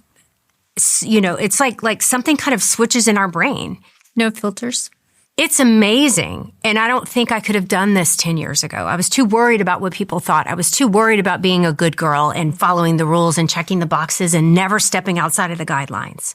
But until I realized that I wasn't really serving the population that I trained for X amount of years to that, and they were being left behind, is really what allowed me to like be where I am today.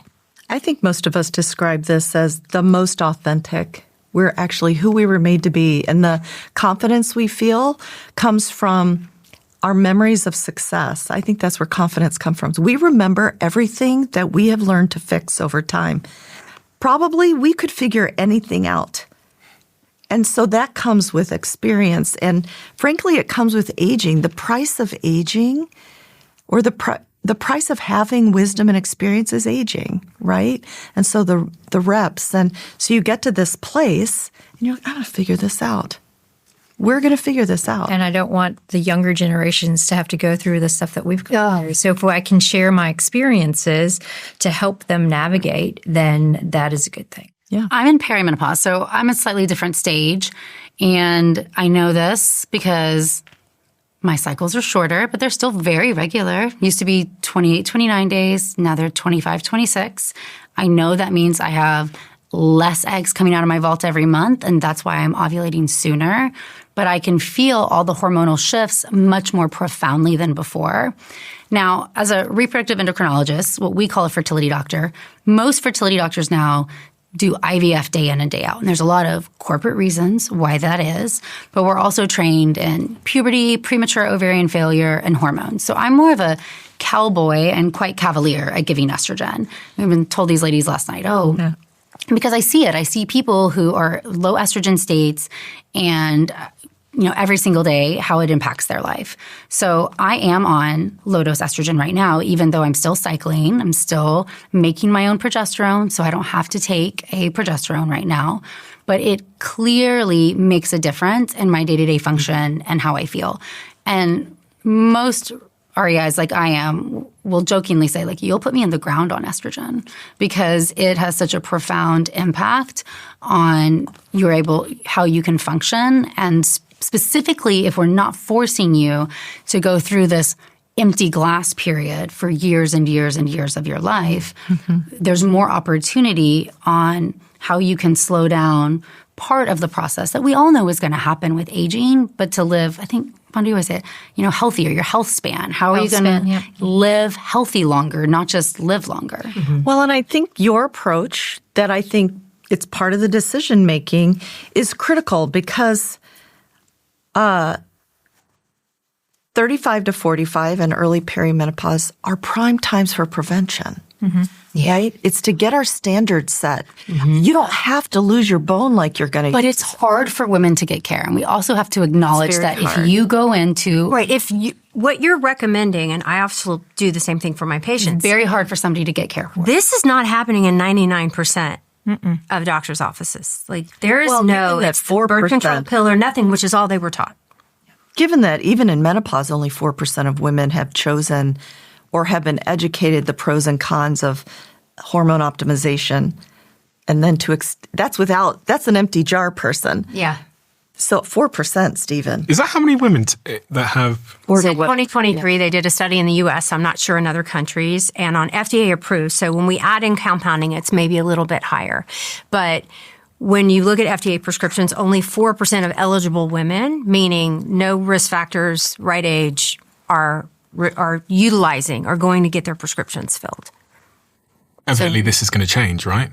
With the education that you guys we have hope got. at least they're being offered it and having a discussion so that each one they may choose not to do it, and that's their right. But side effects, are there side effects worth noting? I know a lot of people are quite scared of taking certain hormones. So there's risks and then there's side effects. So when we look at the side effect profile, anytime we give a woman estrogen, progesterone, and we'll have to look at them individually, but estrogen, you can have headaches, you can have irregular bleeding, about 50% of patients, and more on the patch than on oral. There's a patch and there's oral. Vonda, you take the patch, right? I do. And that's on your stomach? Yeah, it's right here, actually. And how often do you have to replace that? Twice a week. Okay, fine.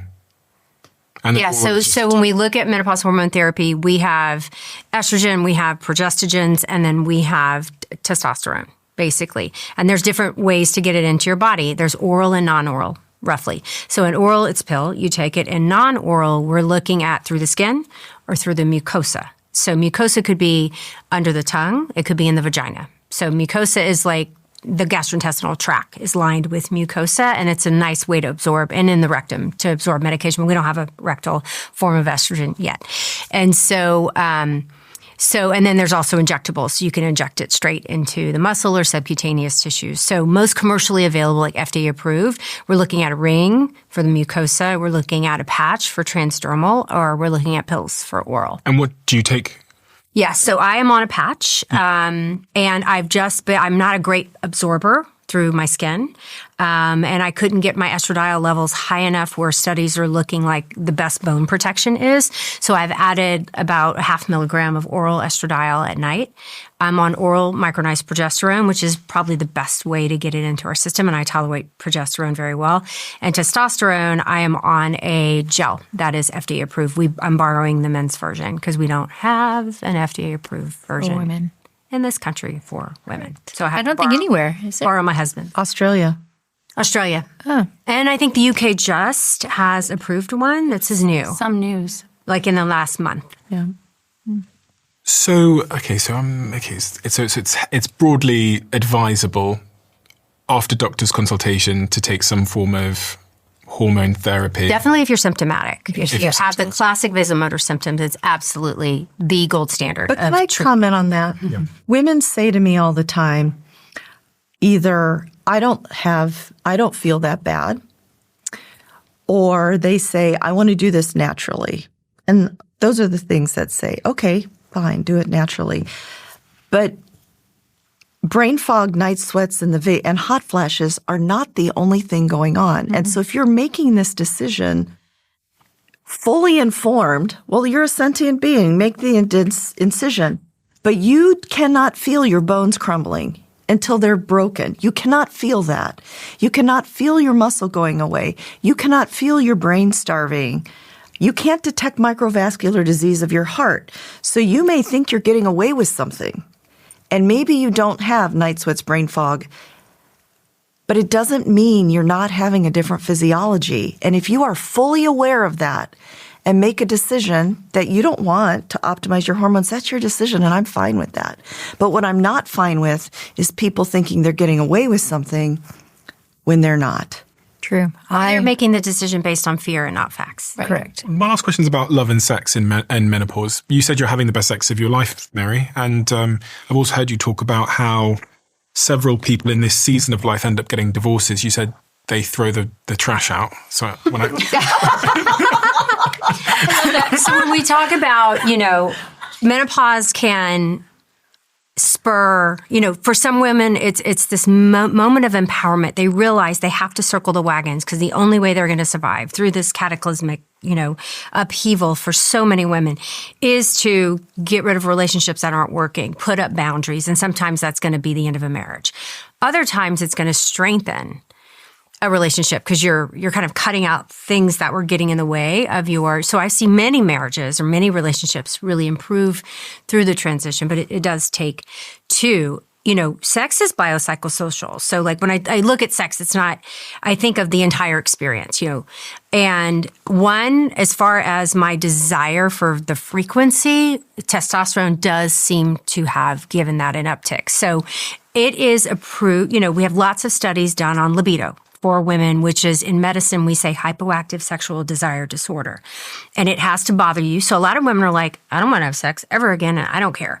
There's nothing wrong with that, right? Unless it affects your relationship and it has to bother you. But I have a lot of patients who come in and say, I love him. I used to want to do it. We used to have a really great frequency and everybody was happy about it. It was something I look forward to, enjoy it. And now there's nothing. I have nothing. And for those patients, testosterone can be helpful, not for everyone, right? And so there's other emerging data on looking at the musculoskeletal system. I am naturally thin. I was not an athlete growing up. At best, I was a dancer, and I didn't do anything to protect my muscles and bones as I was coming up through the ranks. And so here I am in my 50s, just getting out of endurance, recreational endurance training, and thinking, what have I done to my bones and muscles? I laid on that DEXA scan as nervous as I've ever been in my life, like getting my board scores nervous. Like, what have I done? And it wasn't bad, okay? But I'm like, but I like to be perfect. So I'm like, what can I do to, I'm eating the protein, I'm lifting the weights, I'm starting to do all these things. And we know that women who have naturally higher testosterone levels from genetics or whatever have less frailty as they age, because that's my focus. If I run the cancer gauntlet, which probably 80% of my aunts and uncles have died of cancer. And so if I run that gauntlet and I'm doing everything lifestyle and preventative screening to do that, and then the women end up with dementia and frailty like my mother and grandmother. So I'm like, okay, I want to have as much bone and muscle strength as I can. So I'm going to add some testosterone and see what happens. I at the time would not have said I had any sexual dysfunction. I did not qualify medically for HSDD. I go on testosterone and there's definitely an uptick in the area and everyone is happier. Like my interest is improved. My initiation has improved. And that had kind of waned time and stress and kids and whatever. The other thing, we were empty nesting at the same time. So that probably no more kids busting in our door at 2 a.m, letting us know they're home from, whatever experience. And you guys will go through this later, but also our communication is better. My husband's retired from Chevron and we are building this company together. Our menopause company. And so our relationship has actually improved through all of that. So all of the things that feed into what we know is female desire and is just better all the way around. And I think testosterone had a little bit to do with it. My ability to focus and my ability to prioritize and put up the right boundaries has really helped with that. And we're just having a lot of more fun with it. But I think that we would be remiss in this part of the conversation, and I'll say it, I'm the orthopod, but I'm going to say it anyway. Many men, I just talked to my husband publicly about this because we're trying to educate men, is that most men don't realize that in perimenopause, as estrogen wanes, it affects all tissues. And there is an entity called the genitourinary syndrome of menopause, where the vagina will actually atrophy, and all the external soft tissues that are usually used to engorging will become dry like a desert. And Stephen, sex can feel like razor blades. Yeah. And men don't know that, and women are afraid to tell their partners. So the men feel rejected, like, why doesn't she love me or desire me anymore? And it may be that, but it's probably not that. It hurts, and I bleed.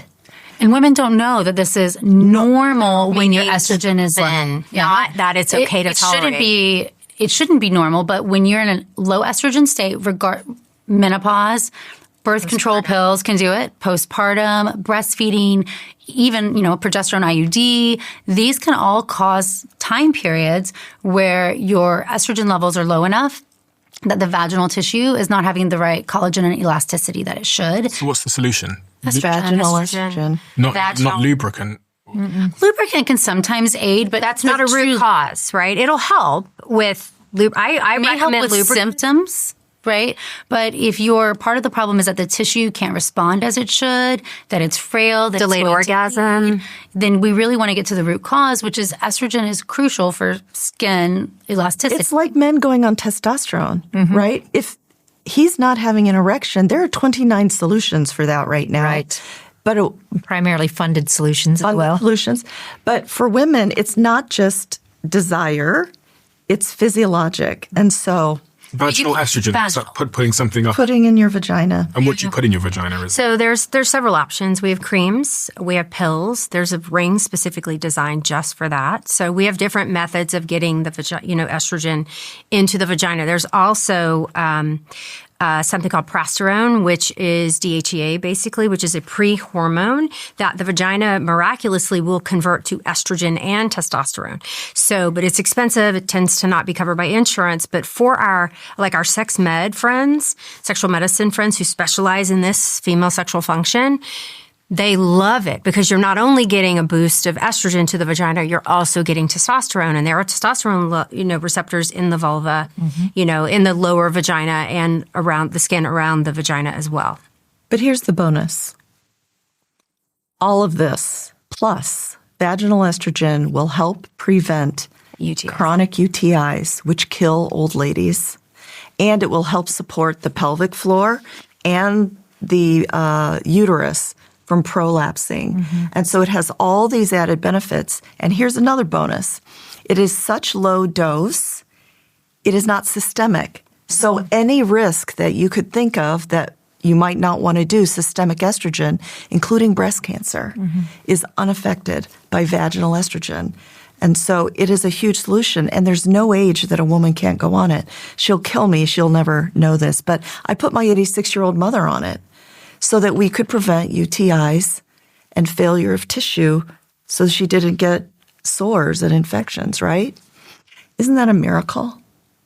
I know Stephen's like, Yeah, and we should say that vaginal estrogen in preparations made for vaginal estrogen, there are low-dose estrogen preparations. Right. You can give oral estradiol vaginally, and it will be systemically absorbed, right? Because the vagina is highly absorptive. So I don't want somebody to hear this and think that. But just saying, we often prescribe or recommend local treatment of vaginal estrogen products, which are in very low dose, and they really impact the local tissues of, we'll say, the pelvic floor, the urinary system, the vulva, the vagina, and they improve your well-being and your health without some of the risks that might come from systemic hormones in somebody who may not want to take them. I am all out of questions. So I wanted to conclude this segment just by asking you what the most important thing that I have missed on the subjects we've talked about, menstrual cycles, menopause, everything in between. What is the most important subject you think we might have missed?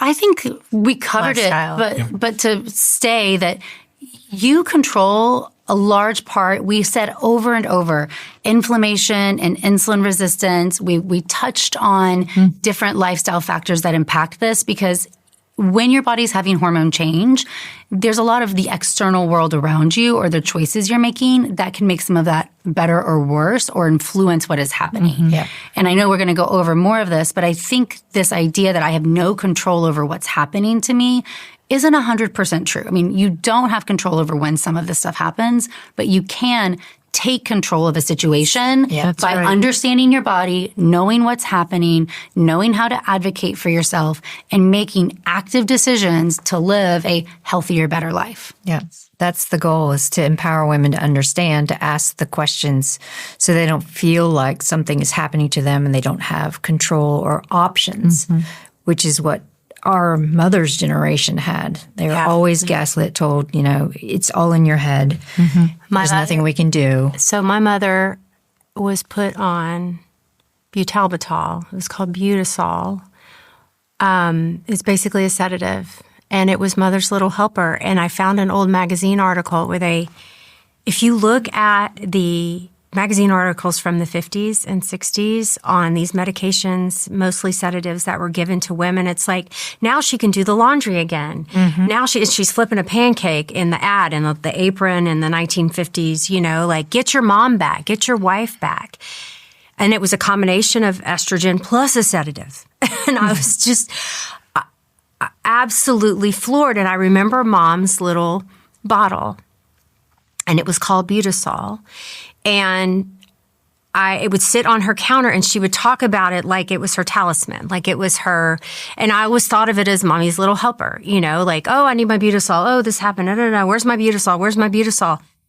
And when I was researching and writing and reading about these sedatives that were given to women, I was like, wait, Mama, I remember the bottle. I remember what it was called because she talked about it all the time. I went and looked it up, and it's a derivative of phenobarbital. And it was heavily prescribed to women. So barbiturate, it's a drug. Yeah. It's a class of drug that is basically a sedative. We use it in surgery. We use it for seizures. And they were sedating my mother on the daily. Yep. Through her perimenopause. Now, she had 8 kids. She was running a restaurant. She was very high functioning. And I just refused for that that was her reality. Yeah. And here she lies in a bed with Alzheimer's and a fractured hip. And she hasn't walked in 8 months. She's just now getting on a walker 8 months after her hip fracture. And from osteoporosis, who's never had a bone density scan in her life. And our children deserve better. It's not going to be my future because I have the means, I have access. But I want every young girl, all of our children, to have a better future than what was offered to our mothers. Exactly. I think ending this, I would want every woman to approach her midlife life, her new life, with the same vigor and the same curiosity and the same demanding of care that she would do for one of her children. If her child is sick, she's not going to take no. She's not going to take being blown off. She's going to keep searching till the end of the earth until she finds an answer. And that is the same kind of taking control that I want women to do about this time in their lives.